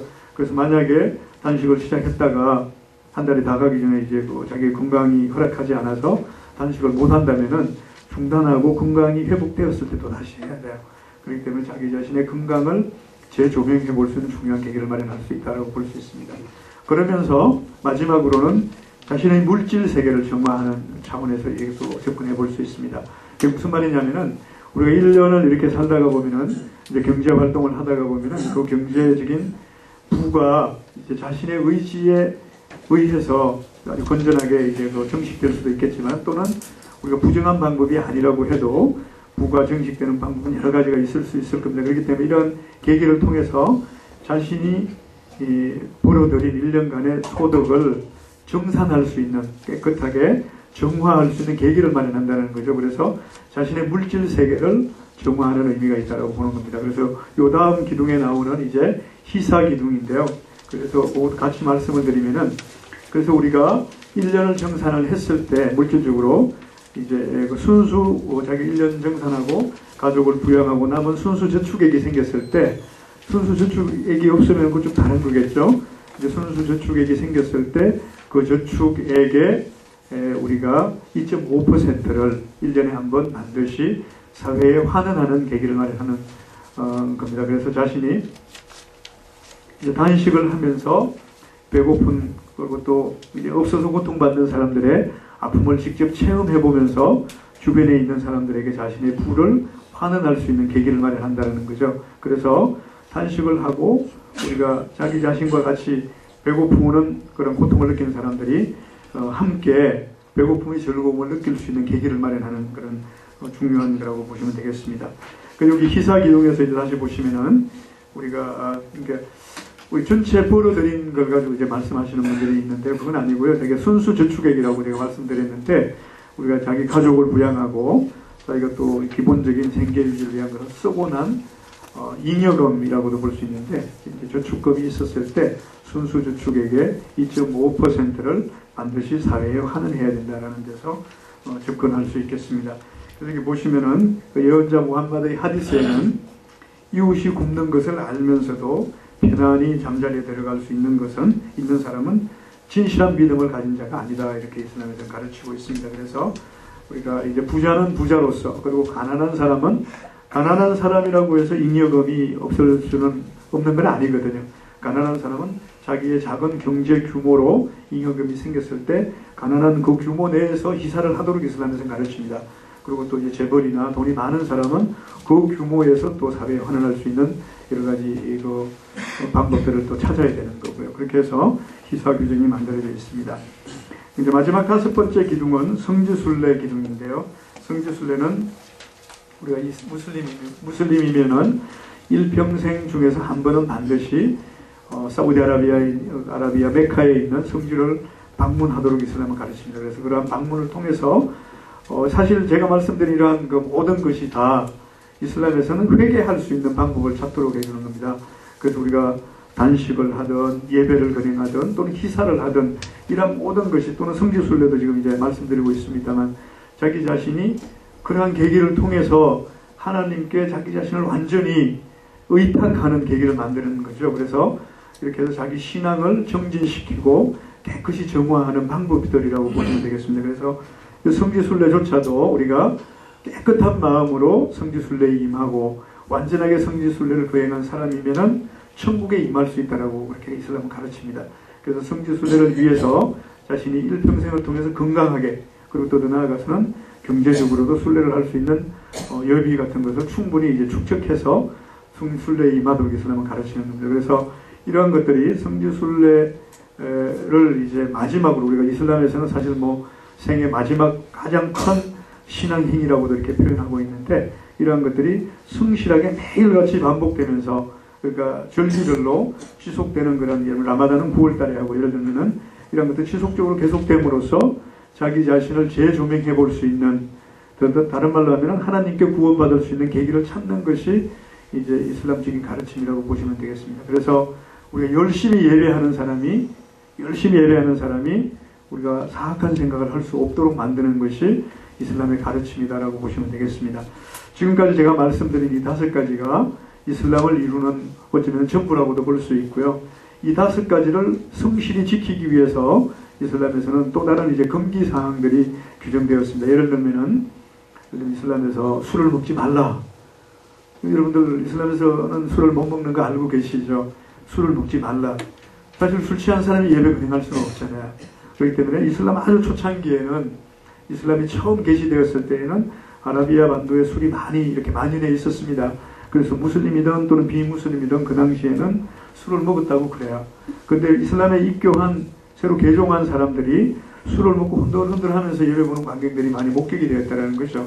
그래서 그 다음 단계로 제가 이슬람이 23년 동안에 걸쳐서 예언자 무함마드에 의해서 이제 메카에서 13년, 메디나에서 10년 이렇게 23년 동안에 걸쳐서 계시되었다라고 말씀드렸는데 이슬람이 계시되어서 발전돼 나가는 것은 초기 이슬람이 계시되면서 23년 후에 예언자 무함마드가 노한으로 별세했을 때 그 당시까지 사람들의 신앙도 같이 증진되었다는 거죠.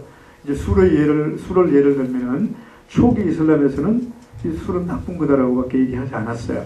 왜냐하면 술에 취함으로써 우리가 감히 생각하지 못했던 여러 가지 불합리한 일들도 많이 만들어질 수 있고 그렇기 때문이죠.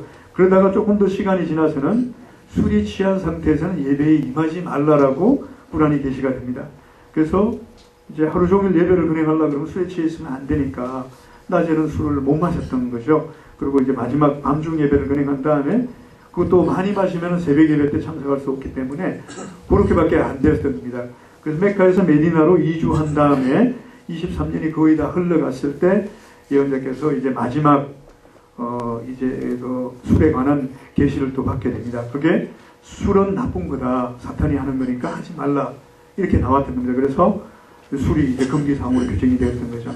그래서 술이나 도박이나 그리고 뭐 이제 돼지고기나 이런 부분 전반적인 것들이 사람들의 삶을 황폐하게 하고 또 더 나아가서는 우리 종교적인 어떤 그 마음을 없애버리는 그런 그 계기를 만든다라는 거죠. 그렇기 때문에 그러한 차원에서 이슬람이 이제 교리적으로 하나씩 정립이 되기 시작했고 그러한 것들이 지금까지 이제 교리로 지켜지면서 내려오는 겁니다.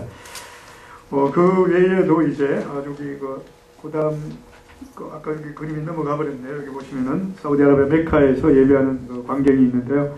이런 것들은 일반적으로 매일 거행하는 그 예배에서도 이런 그 광경은 연출이 됩니다. 그리고 성지순례 때가 되면은 아까 말씀드린 그 이슬람적으로 12월 달에 성지순례를 하게 되는데 성지순례월이 되면은 여기 지금 보이는 이 광경뿐만 아니라 바깥에까지도 완전히 그 꽉 차는 그런 광경들을 볼 수 있습니다. 그래서 많이 모일 때에는 300만 명 정도가 예배에 임하고 또 성지순례를 하는 걸로 이렇게 사우디 정부는 이제 통계를 내고 있습니다. 어마어마한 숫자죠. 아마 사우디 정부는 석유가 고갈되어도 이거 가지고도 충분히 살아갈 수 있지 않을까 그렇게 생각이 듭니다. 엄청난 그 관광 수입이라고 볼 수 있는 거죠. 성지순례라는 걸로 보면은 가가지고 이제 보통 사람들이 성지순례를 가면은 보통 가면 한 15일에서 한 달 정도 이렇게 머뭅니다. 좀 더 있는 사람들은 뭐 2달에서 3개월까지도 이렇게 있는 사람들이 많은데 그 15일 이상 이렇게 체류하면서 있을 수 있는 그 경제 행위라는 것은 어마어마할 것 같아요. 이런 것들이 지금 사우디에서는 매일같이 반복되면서 이렇게 그 지속된다는 걸 볼 수 있겠습니다. 네. 그리고 이슬람에서는 이건 간단하게 이제 말씀드리도록 하겠습니다.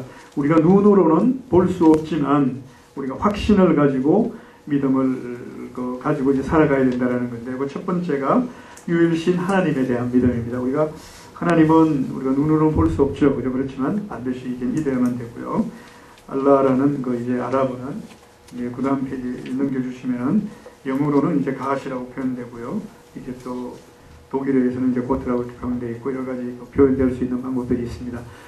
꾸란의 이제 순수의 장이라고 그러는데 신의 유일성에 대해서 표현한 것을 제가 한번 읽어드리면은 이렇게 나와 있습니다. 말하라, 그분은 한 분이시고, 그리고 그분은 영원하신 분이다. 그분은 어떠한 것도 필요하지 않는다는 거죠. 그분은 완전 무결하시고 전지전능하신 분이기 때문에 언제든지 있으라라고 하면은 있는 분이라는 거죠. 그러니까 그러한 하나님의 속성에 대해서 나와 있고, 그리고 그분은 낳지도 또한 낳아지지도 않은 분이시다. 그리고 그분과는 대등한 어떤 것도 없다라고 꾸란에서는 이렇게 가르치고 있습니다. 그리고 두 번째는 이제 천사들에 대한 믿음이고요. 천사들에 대한 것은 천사는 일반적으로 하나님의 전령이라고 그렇게 얘기하죠. 그렇기 때문에 이성을 가진 게 아니라 하나님의 필요에 의해서 언제든지 생성되었다, 소멸될 수 있는 거라고 보는 겁니다. 그렇기 때문에 그 정확한 숫자나 그런 것은 아무도 모르는 하나님만 아시는 걸로 이슬람에서는 간주하고 있습니다. 그리고 그 다음에 이제 성서들에 대한 믿음이고요. 성서들에 대한 믿음은 무함마드를 이제 마지막 예언자로 해서 그 이전에 있었던 하나님의 성서들을 이슬람에서는 다 믿는 것을 원칙으로 하고 있습니다. 그래서 이제 보시면은 이제 꾸란 이전에 있었던 예를 들면은 성경이나 또 이제 이전에 있었던 구약도 이제 포함이 되겠습니다. 그런 전반적인 이러한 것들을 이슬람에서는 다 믿고 있고요. 그리고 이제 하디스라는 것이 있는데 하디스는 예언자 무함마드의 은행을 집어넣은 걸 말합니다. 그래서 이제 꾸란을 대신 할 수는 없겠지만 꾸란을 보완할 수 있는, 예를 들어서 꾸란에 언급되어 있지 않았지만 예언자 무함마드가 하나님의 말씀을 자기가 실천으로 보여준 부분들을 이제 하디스라고 그러는데, 그러한 데에서 이제 하디스도 이제 이슬람에서는 중요한 실천, 모범적인 실천이라고 해야 될까요? 그걸로 믿고 있습니다. 네. 그 다음에 보시면은 이제 성서를 받은 예언자들을 보면은 꾸란에는 사실 25명의 예언자들에 대해서 이제 이름이 언급되어 있는데요. 그 중에서 보시면은 가브리엘 천사를 통해서 받은 계시들이 모세에게는 구약이 계시되었고, 다윗에게는 이제 시편이 계시되었고, 예수에게는 신약, 그리고 또 무함마드에게는 꾸란이 계시되었음을 알 수 있습니다. 이러한 것이 이슬람적인 가르침으로 지금 이제 신앙의 한 부분으로 믿어지고 있습니다. 그리고 꾸란에 언급되어 있는 25명의 예언자들을 보시면은 쭉 이렇게 아마 여러분들 아주 익숙한 그런 예언자나 사도들이라고 이렇게 보실 수 있을 것 같습니다. 네. 그리고 그 다음에 이제 최후의 심판일에 대한 믿음인데요. 최후의 심판일은 우리가 사실 언제일지는 모르지만 그날은 반드시 도래한다라는 일단 이제 믿음의 확신을 가지고 이슬람에서는 믿도록 가르칩니다.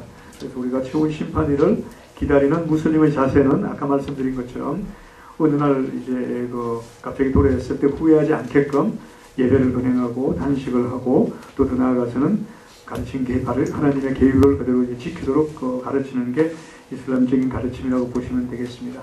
그리고 마지막 6번째 믿음은 정명에 대한 건데, 우리가 일상의 삶에서 최선을 다하고 그 이후에 주어지는 삶은 그 이후에 주어지는 것은 하나님께서 정해주신 운명이다라고 받아들이는 것이 이슬람에서 의미하는 정명입니다.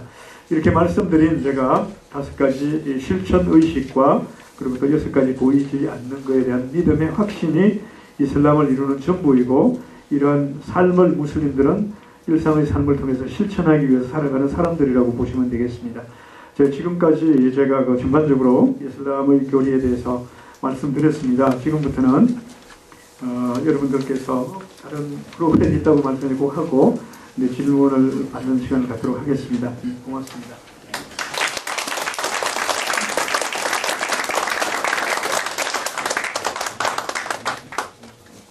약 1시간 동안 짧지 않은 시간인데 우리에게 상당히 그동안 낯설고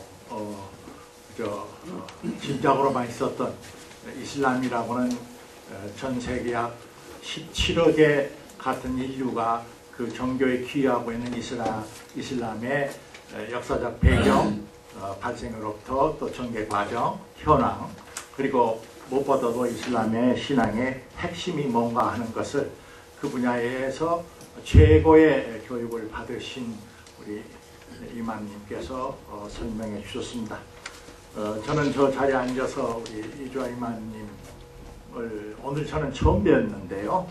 여러 학계에서 이주아 이만님이 한국에서 이슬람에 관해서는 최고의 학자이시라고 그렇게 여러분들이 말들 하시더라고요. 학자라고 하기에는 너무나 이슬람 신앙은 마지막으로 그 사람의 그 신앙에 의해서 삶이 성화되고 정화된 그 결실을 내지 않은데 죄송하지만 우리 이주아 이맘님의 용모를 보니까 정말 겸허하심과 환용과 참 성숙하신 그런 모습을 보고 더욱더 감탄을 금할 길이 없습니다. 잠깐 숨을 좀 돌리실 시간을 드리기로 하고, 이 시간에는 우리 사교 작은교회 성가대 대장으로 수고하시는 이문형 선생님께서 보리밭이라는 각오로 우리에게 귀한 시간을 선사하겠습니다. 우리 이문형 선생님 나오실 때 역시 박수로 환영해 주시기 바랍니다.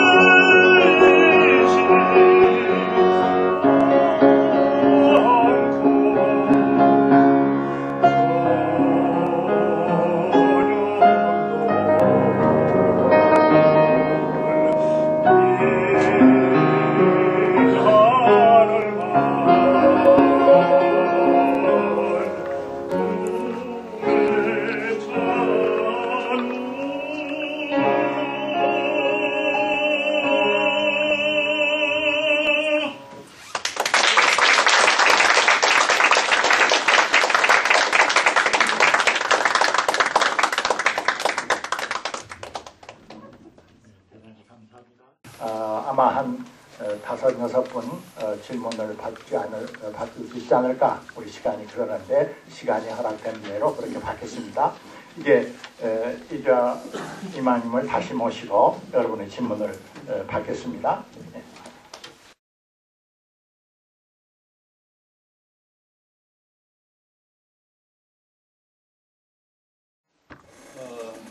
평상시에 우리가 잘 좀 생소하고 몰랐던 부분을 타 종교에 대해서 이해를 주셔서 참 고맙게 생각합니다. 그리고 제가 좀 궁금하게 생각했던 것을 이 차제에 질문을 드릴까 합니다. 우리가 뉴스를 틀고 어쩔 때 들으면은 뭐 순위파 또는 시아파가 어떻고 또 뭐 이런 말이 자꾸 나오는데, 순위파와 시아파의 그 실체가 무엇이며 왜 거기는 계속적으로 갈등이 이렇게 있는가? 그 이유가 어디에 있는가? 이런 것이 상당히 궁금하거든요. 그래서 우리 잘 몰라서 그런지도 몰라도 그게 항상 좀 석연치 않은 점이 있었습니다. 그래서 차제 이 좋은 기회에 설명을 주셨으면 고맙겠습니다. 네. 네, 말씀드리도록 하겠습니다. 우리가 일반적으로 시아 순위 이렇게 나오면은 종교적인 뭐 갈등 뭐 이런 걸로 많이 이해를 하는데요. 초기 아주 이슬람 초기에 이미 시아와 순니에 대한 부분은 생겨났었습니다. 그게 예언자 무함마드가 아까도 말씀드렸습니다만 63세를 일기로 이제 메디나에서 돌아가셨을 때 예언자 무함마드의 뒤를 선계하는 과정이 있었습니다. 그 누군가가 선계를 해서 이슬람 제국을 이끌어야 되었기 때문에 이제 그렇게 해서 초기에 그 예언자 무함마드를 선계하는 과정에서 메디나에 있었던, 메디나에는 그 당시에 이제 메카에서 이주했던 이주민들하고 메디나에 살고 있었던 이제 그 원주민들, 그리고 또 새로 개종했던 이제 많은 사람들이 이렇게 살고 있었는데, 그 예언자 무함마드가 돌아가셨을 때 그 뒤를 선계하는 과정에서 우리 일대 칼리파라고 여러분들 많이 들어보셨을 것 같은데요. 아부바크르라고 있습니다. 아부바크르가 그 뒤를 선계하는 과정을 이제 따르는 사람들이 거의 대부분이었습니다. 그래서 그 당시에는 이제 그 절대자가 아니라 이렇게 그 지도자에게 이제 충성서약을 하는 그런 관행이 있었는데, 지금도 아라비아 반도에는 왕이 바뀌거나 그러면 충성서약을 한다고 그래요. 그래서 아부바크르에게 거의 대부분 메디나에 있었던 예언자의 추종자들은 아부바크르에게 충성서약을 했습니다. 그래서 그러니까 예언자 무함마드의 뒤를 선계해서 아부바크르가 이슬람 제국의 지도자로서, 칼리파라고 이렇게 많이 표현하는데, 지도자로서 그들 선계하는 데에 대해 찬성을 합니다라고 충성서약을 했었습니다. 근데 그 중에 아주 일부 사람들이, 아주 일부였어요. 일부 사람들이 아부바크르가 아니라 예언자 무함마드의 뒤를 선계할 가장 적당한 사람은 알리다라고 얘기했어요. 알리는 사실 뭐 그 당시 나이도 아부바크르하고 비교했을 때에는 아부바크르는 60 정도 되었고요. 알리는 이제 30대 초반, 20대 말 30대 초반 이런 나이였는데 어려웠죠, 만약에 그렇게 따지면. 근데 그 사람들이 주장했던 가장 중요한 이유는 이제 그 예언자 무함마드의 뒤를 선계하는 과정에 뒤를 선계할 정당성이 있는 사람은 예언자 무함마드의 근친이어야 된다고 이렇게 얘기를 했었던 거거든요.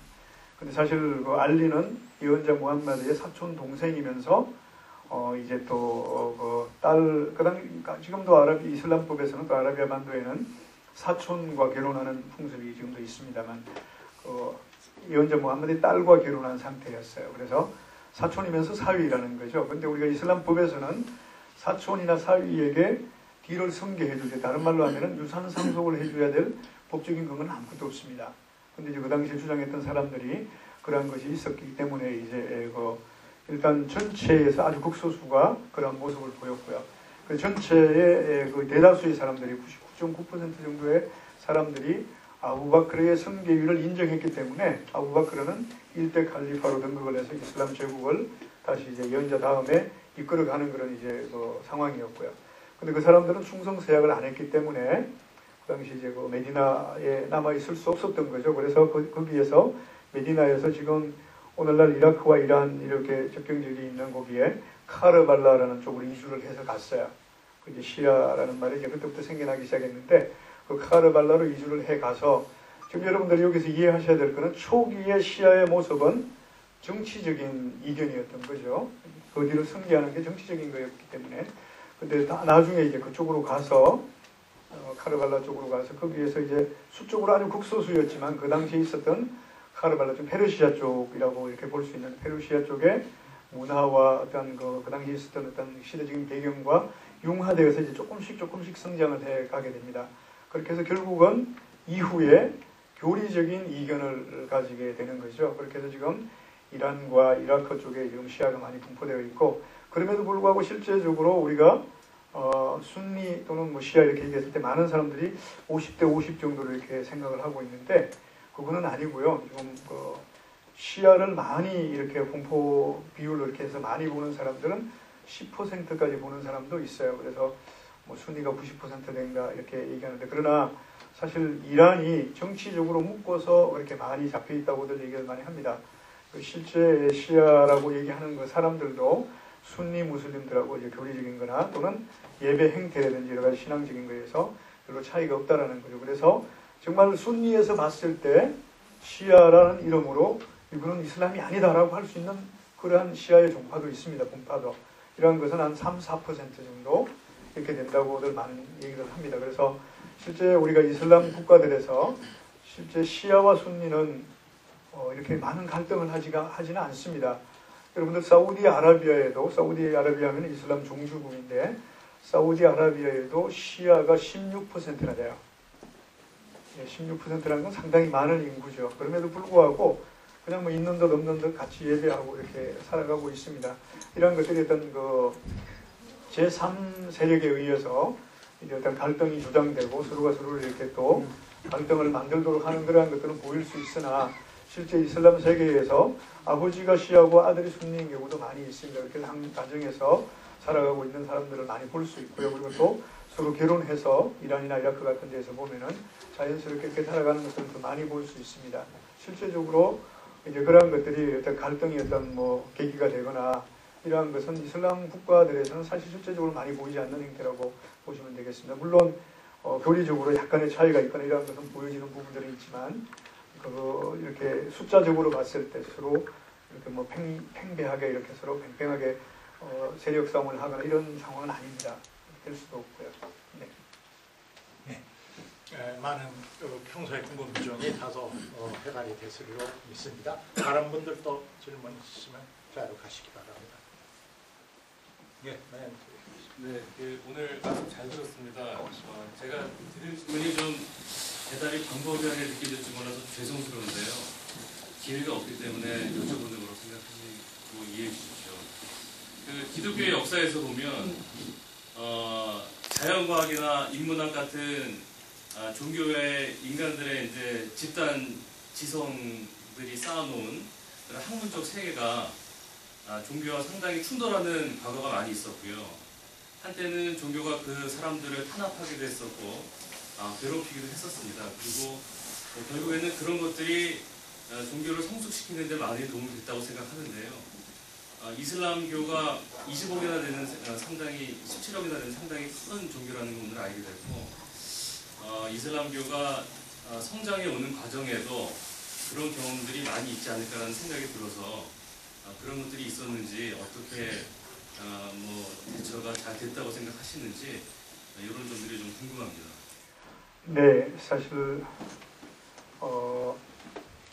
우리가 소위 아바시아 왕조라고 이렇게 얘기를 많이 합니다. 12세기를 전후한 세계의 역사를 이렇게 한번 살펴볼 수 있겠는데요. 우리가 그 시대를 우리가 기독교 문명에서는 소위 암흑시기라고 중세 암흑기라고 이렇게 표현을 많이 하는데요.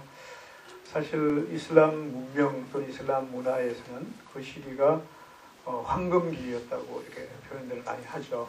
그래서 그 중세 아바시아 왕조 그 시대에는 사실 우리가 뭐 정치, 경제, 사회, 문화뿐만 아니라 이제 그 천문학이라든지 사실 그 수술을 했던 그러한 것도 이분 시나라는 사람에 의해서 그 당시 의학자였죠. 그러한 것들이라든지 수리학이라든지 이러한 전반적인 일반적으로 얘기하는 자연과학이 그 시대에 엄청나게 많은 발전을 했었다라는 거죠. 그래서 수리학 같은 것도 마찬가지고 그래서 그 시대의 문화나 문명이 오늘날 우리가 일반적으로 이제 그 선진 문물을 받아들이기 위해서 공부를 한다라고 얘기하면은 뭐 유럽이나 또 미국 이런 데 가서 영어를 잘 해야만이 자연스럽게 우리가 그 사람이 제대로 공부한 사람이다라고 이렇게 표현을 하는데요. 그 당시에는 바그다드에 가서 아랍어로 그러한 그 학문을 공부한 사람이야말로 절대적인 어떤 그 학문적인 업적을 이룬 사람이다라고 얘기할 수 있을 만큼 이제 그러한 것들이 많이 돋보였던 시기라고 생각을 합니다. 그래서 그러한 것이 기초가 되어서 오늘날 의학 같은 거는 모르겠습니다만 그렇게 얘기들 많이 한다고 그럽니다. 이제 지금까지도 그 당시에 이렇게 발달되었던 의술 같은 이런 것들이 본보기가 되어서 배우고 있다라고도 얘기를 하고요. 또 특히 과학적인 부분, 천문학 같은 데에서는 더 많이 이런 것들이 발달되었다고 얘기를 많이 합니다. 이런 것들이 이제 이제 아까 조금 말씀드렸던 것처럼 이제 우리가 시대의 흐름에 따라서 문명이 어떤 흥망성쇠를 거치면서 그런 것이 잘못 조명되기도 하고 또는 과도하게 이렇게 비춰지기도 해서 이렇게 묻히신 부분들이 많이 있다라고 생각을 합니다. 그래서 한번 시간이 된다면은 그것을 비교해서 이렇게 한번 읽어보거나 그러면 많은 이해가 되지 않을까 생각을 합니다. 네, 고맙습니다. 또 네. 그런 말씀 잘 들었습니다. 그 말씀 중에도 말씀하셨죠. 그 아라비아 반도 그쪽에서 그 하나님의 말씀, 성경 얘기도 나오고 결국 지금 기독교, 유대교, 그다음에 이슬람 이 세 개가 결국은 한 뿌리에서 나오는 걸로 지금 돼 있거든요. 근데 지금 특히 이슬람과 유대 사람들의 갈등 그 문제를 제가 한번 질문을 좀 드려보고 싶고요. 드려보고 싶은 이유 중에 하나는 제가 그동안에 토론토에서 조금 살았었는데 거기 그 이락 사람을 제가 만나서 이제 얘기를 하다 보니까 그 사람은 이슬람이에요. 그러면서 자기 종교에 대한 얘기도 하고 여러 가지 얘기를 하면은 열려져 있고 정말 그 하나님에 대한 그런 믿음이라든가 그런 것들이 우리가 본받을 만한 그런 것들이 많이 제가 겪어보고 또 듣고 그랬습니다. 그런데 그분하고 얘기 나누면서도 하나 걸리는 게 뭐냐면은 유대인들에 대한 그 갈등, 조금 더 심한 증오심이라고 할까요? 그런 게 굉장히 많이 담겨져 있더라고요. 그래서 그 부분은 과연 이슬람을 믿는 분들은 그 유대교하고의 관계를 어떻게 풀어나갈 수 있는 그런 생각들이 있으신지, 또 지금 팔레스타인의 문제도 굉장히 그것 때문에 지금 결국은 종교적인 문제이지만 이게 더 깊이 들어가면 정치적인 문제 때문에 결국 얽혀서 그렇게 어렵게 지금 풀어지는데, 그 세계 유엔에서도 결국은 인류가 한 식구다, 한 가족이다 그렇게 주장을 하고 그렇게 나가려고 하는데도 항상 걸리는 문제들이 중동에서의 문제, 또 한반도에서 문제, 이 두 문제가 지금 우리 세계적으로 가장 큰 문제라고 지금 보고 있거든요. 그래서 그런 문제들을 생각을 하면서 아까 그 시아파와 수니파 얘기도 말씀해 주셨지만은 그것도 종교적인 것보다는 정치적인 어떤 민족적인 그런 게 더 깊은 게 아닌가 하는 생각을 들면서 다시 한번 그 문제에 대해서 한번 제가 여쭤보고 싶고요. 그래서 조금 좀 풀어나가기 힘든 문제지만은 이슬람에서의 그런 결국은 거기서도 진보적인 생각이 갖고 계신 분들도 있을 테고 보수적인 생각을 갖고 있는 분들이 틀림없이 있을 거라고 봅니다.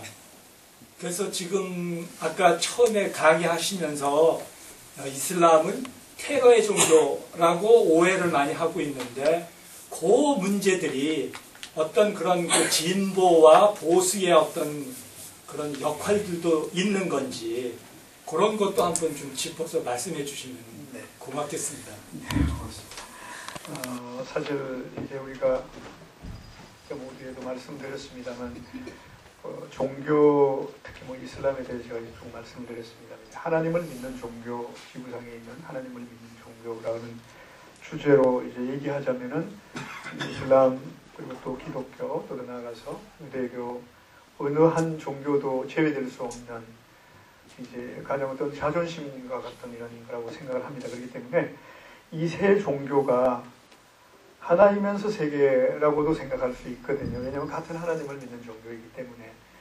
그럼 무엇 때문에 서로 이렇게 다른 모습을 보여야 되는가 하는 것에 대한 것은 사실 서로가 접근하면 접근할수록 어쩌면은 갈등이 생길 수 있을 것 같아요. 조장이 될 수 있다는 거. 왜냐하면은 각 종단, 각 종교별로, 종단이 아니라 각 종교별로 그걸 가장 중요한 예를 들면 그 믿음의 근간으로 삼고 있는 거기 때문에 이슬람과 유대교는 비교적 그러한 데서는 자유롭습니다. 왜냐하면 같은 하나님을 믿고 또 이제 그런 유일신에 대한 그 신성을 정립하는 데 이견이 없기 때문에 그러니까 비교적 자유롭습니다. 그런데 이슬람과 기독교에서는 이러한 부분에서 이제 삼위일체라는 것이 이슬람적인 신성 정립과 기독교적인 신성에 대한 정립이 첨예하게 이제 다르게 지금 대립되고 있거든요. 기독교와 유대교도 보면은 거기에서 유대교가 기독교를 보는 견해가 완전히 다르다라는 거죠. 예수의 탄생부터 이런 부분이 전반적인 게 이러한 전반적인 교리관에서는 서로가 서로를 이렇게 이해하면서 들어가고 이렇게 서로 얘기하는 것은 별로 발전은 없다라고 저는 생각을 하고 싶습니다. 제가 생각이 좀 부족할지도 모르겠지만 이제 뭐 유대교의 예를 들면 뭐 이런 그런 뭐라고 해야 될까 이런 선택받은 민족이라고 하나요? 이런 선민 사상이나 이런 부분들이 우리가 인류애를 추구하는 종교를 가지고 있는 사람들에게는 맞지 않는 부분들이거든요. 그래서 누구나 다 선택받은 사람이고 선택받은 하나님의 또 종들 아니겠습니까? 그런 차원에서 접근해야 되는데 그래서 그러한 접근은 조금 그런 것 같고요. 이제 제가 언젠가 한번 이제 칼럼도 한번 쓴 적이 있는데 이제 팔레스타인 문제 같은 거를 제가 그것도 어쩌면 제가 이슬람적인 측면에서 접근했다고도 볼 수 있을 것 같아요. 근데 그렇게 접근하면은 조금 이해가 쉽게 될 수 있다라는 부분에 제가 말씀을 드려보고 싶은데요. 사실 우리가 아주 간단하게 생각하면은 아라비아 반도에 아랍 사람들이 살았었고 그 팔레스타인 사람들이 자기 나라라는 이름으로 해서 거기 살고 있었는데 어느 날 유대인들이 들어와서 당신들 나가세요 이렇게 한 게 계기가 되어서 피에로가 결성이 되고 팔레스타인 사람들은 거긴 종교가 그렇게 중요한 건 아니었을 거예요. 자기네 땅을 찾기 위해서 주권을 회복하기 위해서 이제 나름대로 이제 많은 활동들을 했던 거죠. 피에로가 결성이 되고 유대인들은 또 유대인들 나름대로 거기에서 이제 또 역할을 또 자기네 땅이라고 얘기하면서 그걸 대항력을 갖기 위해서 또 노력을 했었을 거고요. 여기에서 이제 일반적으로 우리가 인간의 존엄성이 이런 것을 그냥 생각해 볼 수 있는데 이러한 데에서 이제 우리가 과연 어디에 접근을 어떠한 견해에서 어떻게 접근해야 되느냐에 따라서 많은 견해 차이를 가질 수 있을 것 같아요. 일반적으로 한국에도 우리나라에도 이와 똑같은 과거의 역사가 있었거든요. 근데 우리가 그 사람들, 그 당시 우리가 소위 말하는 뭐 의사, 열사, 뭐 이런 그런 불렀던 사람들의 종교는 그렇게 우리나라에서는 대두되지 않았던 것 같아요. 단지 우리나라의 국익 그리고 나서 주권을 회복하기 위해서 정말 목숨을 던졌던 그러한 열사들 이런 표현을 많이 했었는데 유독이 아라비아 반도에서는 그렇게 죽은 사람들을 자기 나라 팔레스타인 사람들이 자기 나라를 찾기 위해서 죽어간 사람들을 이슬람 테러리스트라는 말로만 표현한다는 얘기죠. 왜 그랬을까요? 팔레스타인 애국지사 얼마든지 할 수 있는 표현이거든요. 그럼에도 불구하고 무슬림 테러리스트라는 말을 쓴다는 거죠. 이러한 데에서 정치적인 어떤 것들이 많이 이렇게 포함되어 있다는 걸 이제 봐야 될 것 같고요. 팔레스타인의 그 문제는 영토 문제이지 종교 문제는 절대 아니다라는 거죠. 이러한 데서 기준을 어디에 두느냐에 따라 가지고 이해할 수 있는 폭이 아주 이렇게 첨예하게 달라질 수도 있고 또 그렇구나 우리도 그런 역사가 있었구나 하고 또 받아들이면서 안타깝게 생각할 수도 있을 것 같습니다. 그렇기 때문에 여러분들께서도 이런 것이 이제 우리가 지금도 다른 이제 뭐 세계 여러 나라들의 어떤 분쟁 지역들을 보면은 필리핀 같은 데에도 이제 무루 이슬라미아라고 있습니다. 여러분들 다 보셨겠지만 필리핀도 사실 그러니까 캐톨릭이 들어오기 전에는 이슬람 제국이나 다름없을 만큼 이슬람에서 지배받았던 나라거든요. 그럼에도 불구하고 이제 결국은 이제 민다나오 섬을 중심으로 이제 필리핀 무슬림들만 남아있게 되고 정부군의 박해 필리핀 사람들이 얘기하는 무슬림들이 얘기하는 건 박해인 거죠. 정부군의 이제 지배를 받으면서 많은 사람이 죽어가고 자신들의 인간의 존엄성이 무시되었기 때문에 우리 이제 만들겠다 하는 게 이제 중심이 되어서 그렇게 또 만들어지는 거고요. 이런 부분들이 이제 우리가 어디에 포커스를 맞춰서 이해하고 접근하느냐에 따라서 조금 다르게 이해될 수 있지 않겠느냐 이런 생각을 한번 해봤습니다. 네. 또 다른 질문? 네, 그만하세요. 한국에서는 전통적으로 이제 팔레스타인에 대해서 굉장히 나쁜 감정을 가지고 있고 정서적으로 이스라엘에 대한 친근감을 기독교인이 많이 가지고 있거든요. 작년에 11월 달에 가자 지구에 폭격할 때 전 NCC에 근무하고 NCC 총회에서 가자 지구에 대한 폭격을 멈춰야 된다. 그리고 팔레스타인은 적이 아니라 형제다라는 그런 성명서를 발표했습니다. 지금 그것을 발표하는 날 새벽에 이제 협전이 이루어져서 폭격을 멈추게 되어 다행이었고요. 지금도 한국 개신교 전체는 아니지만 NCC하고 IMC, IWC 그 진보적인 단체들에서 팔레스타인 난민들을 돕고 팔레스타인의 그 평화를 위해서 기도하고 콘서트도 하고 모금 운동도 하고 있고 활동을 벌이고 있어서 말씀하신 것처럼 이 문제가 종교적인 문제가 아니라 정치적인 문제로서 핍박받는 약자라는 관점에서 바라봐야 한다는 것을 많이 확산시키기 위해서 노력을 하고 있습니다. 저는 이제 궁금한 것이 오늘 그 이슬람의 그런 정치적인 문제의 근원은 역시 정치 문화의 근간을 이루는 종교적인 문제의 동일점과 차이점이 있을 수 있다는 것. 6가지 믿음의 핵심을 보면은 거의 뭐 우리가 믿는 거랑 크게 다르지 않다라고 상당히 많은 부분 공감할 수 있고 동일한 기반을 가지고 있다고 생각을 하거든요. 그럼에도 불구하고 약간씩 저희가 좀 궁금한 것은 기독교는 사실 그 성서와 예수 그리스도의 신앙 고백의 핵심을 이루고 있는데 성서를 우리는 이제 66권을 정경이라고 해서 캐논이라고 고백을 하고 있는데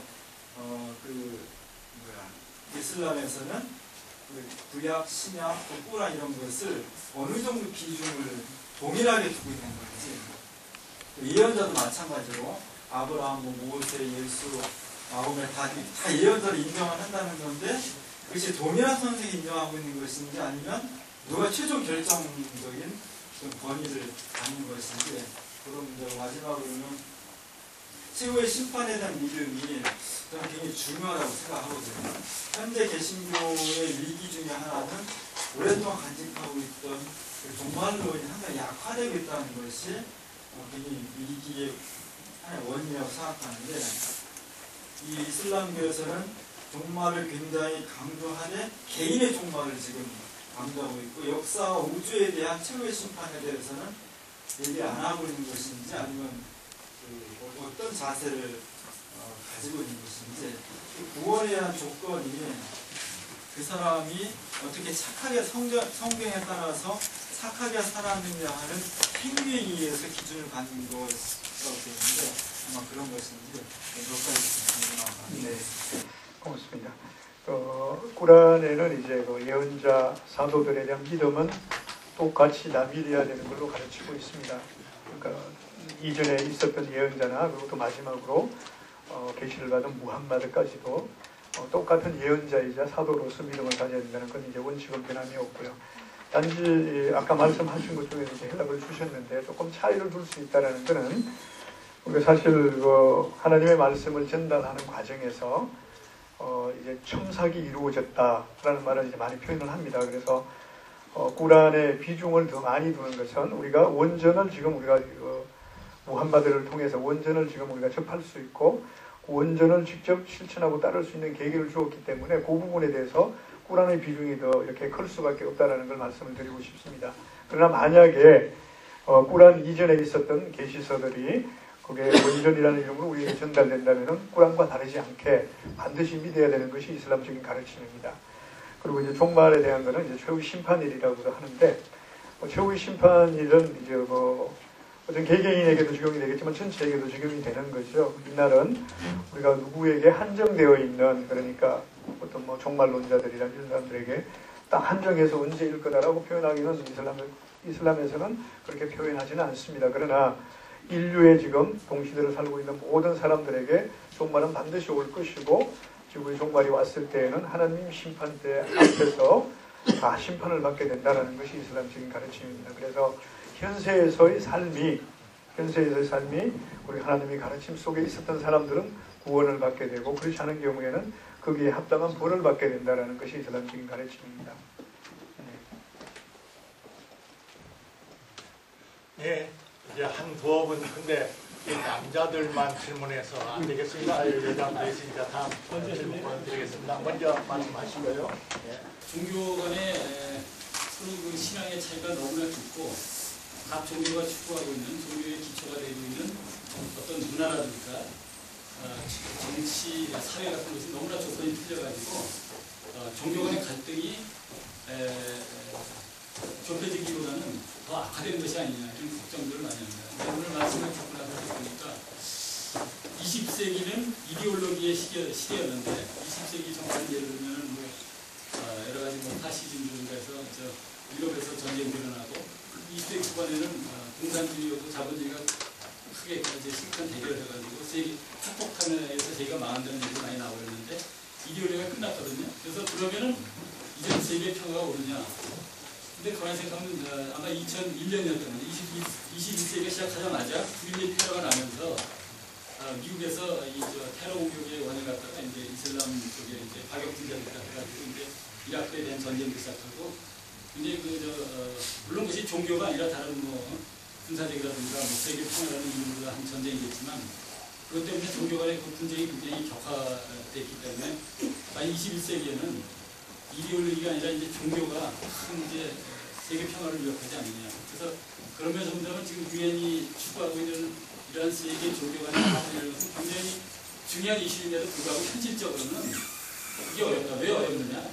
세계의 주요 종교 지도자들을 말씀드린다면 예컨대 유대교라든가 카톨릭이라든가 아니면 이슬람이라든가 또는 기독교라든가 이분의 지도자들 가장 영향력 있는 그 지도자들이 다른 종교를 받아들이고 관용하고 서로 이해하고 그럴 그만큼의 자기의 그 인식과 자각과 노력이 있느냐 이런 생각이 듭니다. 그래서 이런 종교 간의 하모니를 위해서는 가장 먼저 애를 써야 하는 게 유엔이 나서는 게 아니라 종교 지도자들이 아닐까. 네.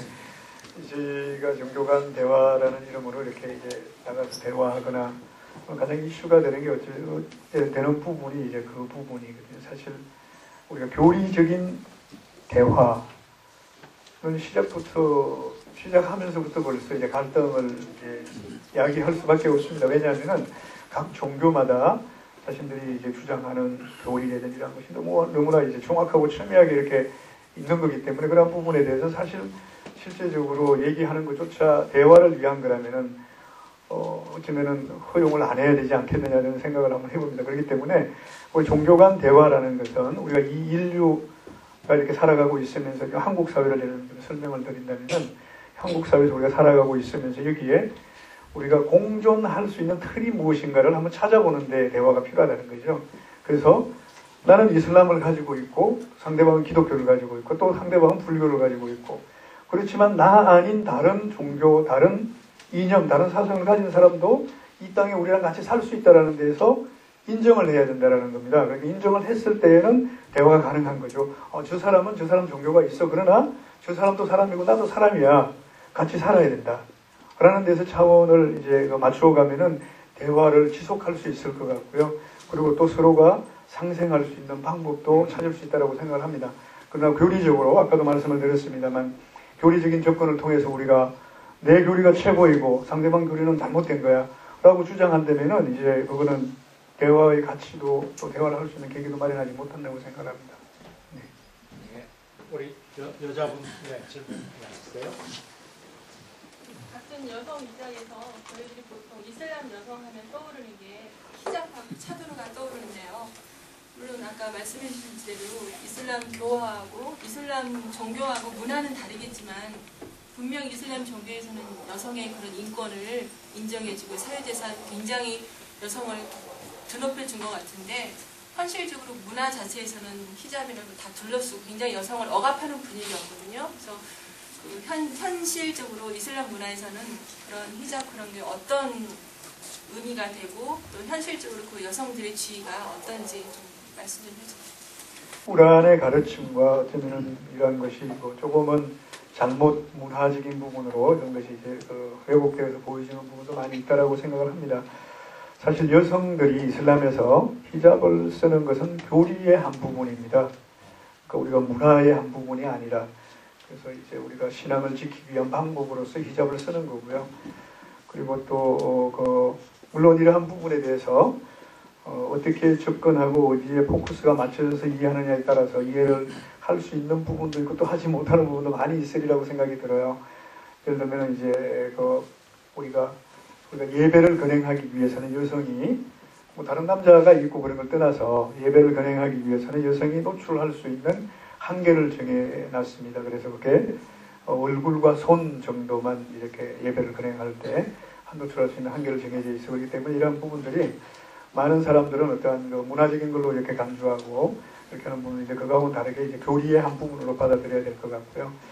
그리고 사실 우리가 이제 노출이라는 이름으로 많은 분들이 일단 구속을 같이 생각하는 분들이 많이 있는 것 같아요.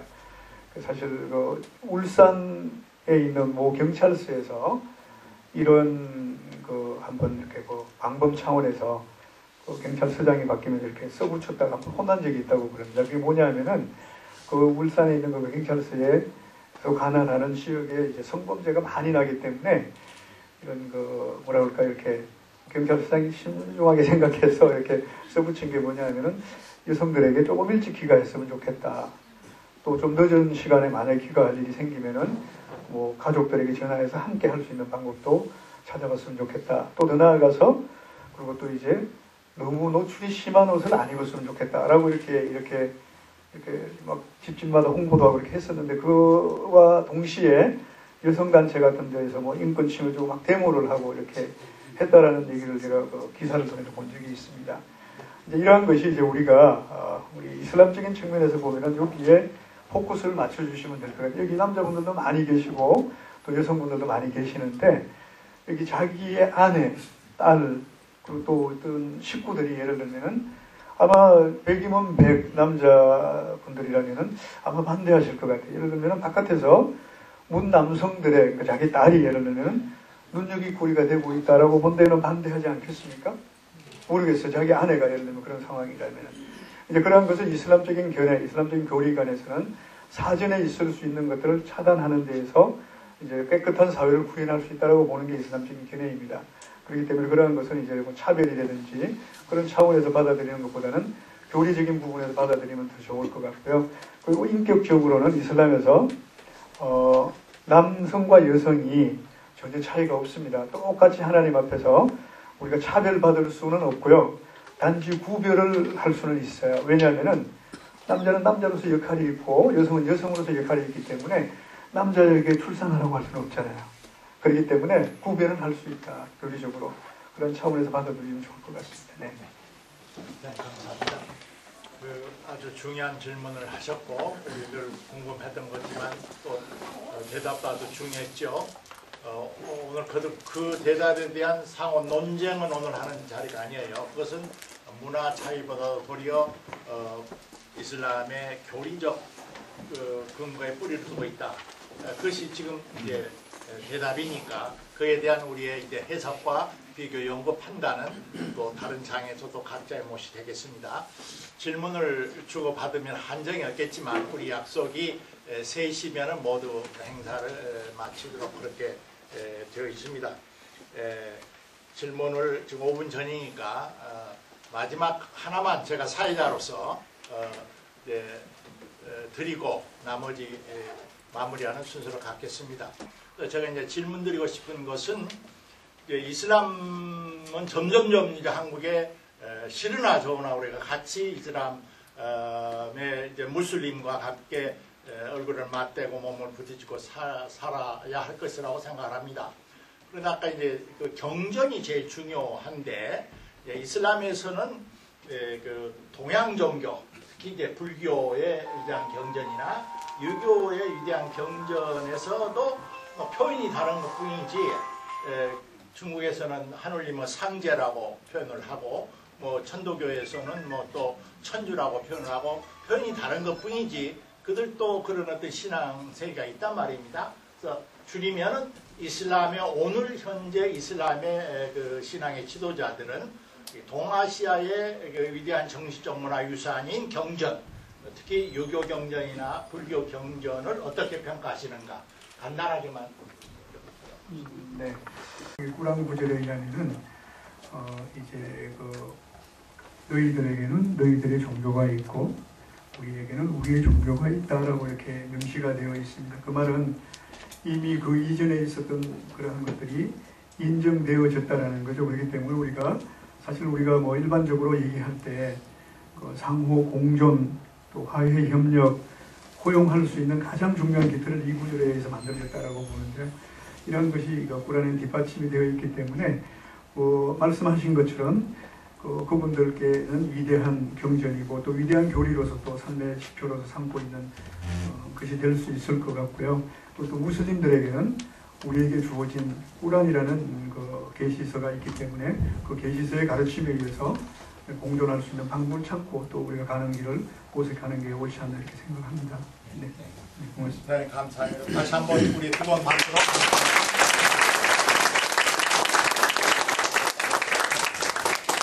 장치가 말씀하시느니나 듣는 이들이 우리에게 유익한 시간이 됐다고 생각을 합니다. 한 가지만 광고 말씀드리고 나머지 한 가지는 우리 이제 주재자 측에서 행할 행사입니다. 우선 이 행사를 주관하신 유엔 종교관 평화추진 한국협회에서 김윤열 대표님께서 오셨지만은 그동안 유엔에서 특별히 종교 간의 화해와 평화를 촉진하고 추구하고 하는 그런 결의문을 유엔 총회 석상에서 전 유엔 참여 국가들이 결의한 그 내용을 영어 원문과 우리말로 번역을 한 아주 귀한 자료를 작년에 출판을 하신 그 공헌을 하셨습니다. 우리 한국 종교인들은 세계 유엔에서도 이런 일을 하고 있는지를 우리가 그동안 모르고 지냈는데 한 20권을 오늘 선물로 가져오셨어요. 여러분 참석하신 분들 중에서 그런 주제라면 꼭 내가 한 권 가지고 가서 공부도 하고 옆에 사람에게 전달할 그런 생각이 있다 하신 분은 좀 이따 나가시면서 그 기관에서 오신 분에게 한 권씩 받아가 주시기를 바라고, 이제 마지막 순서는 이 주최자 측에서 오늘 수고하신 우리 이주아 이맘님께 감사와 존경의 표시로서 작은 선물을 증정하신다고 합니다. 우리 이제 앞으로 나와주시겠습니다. 예.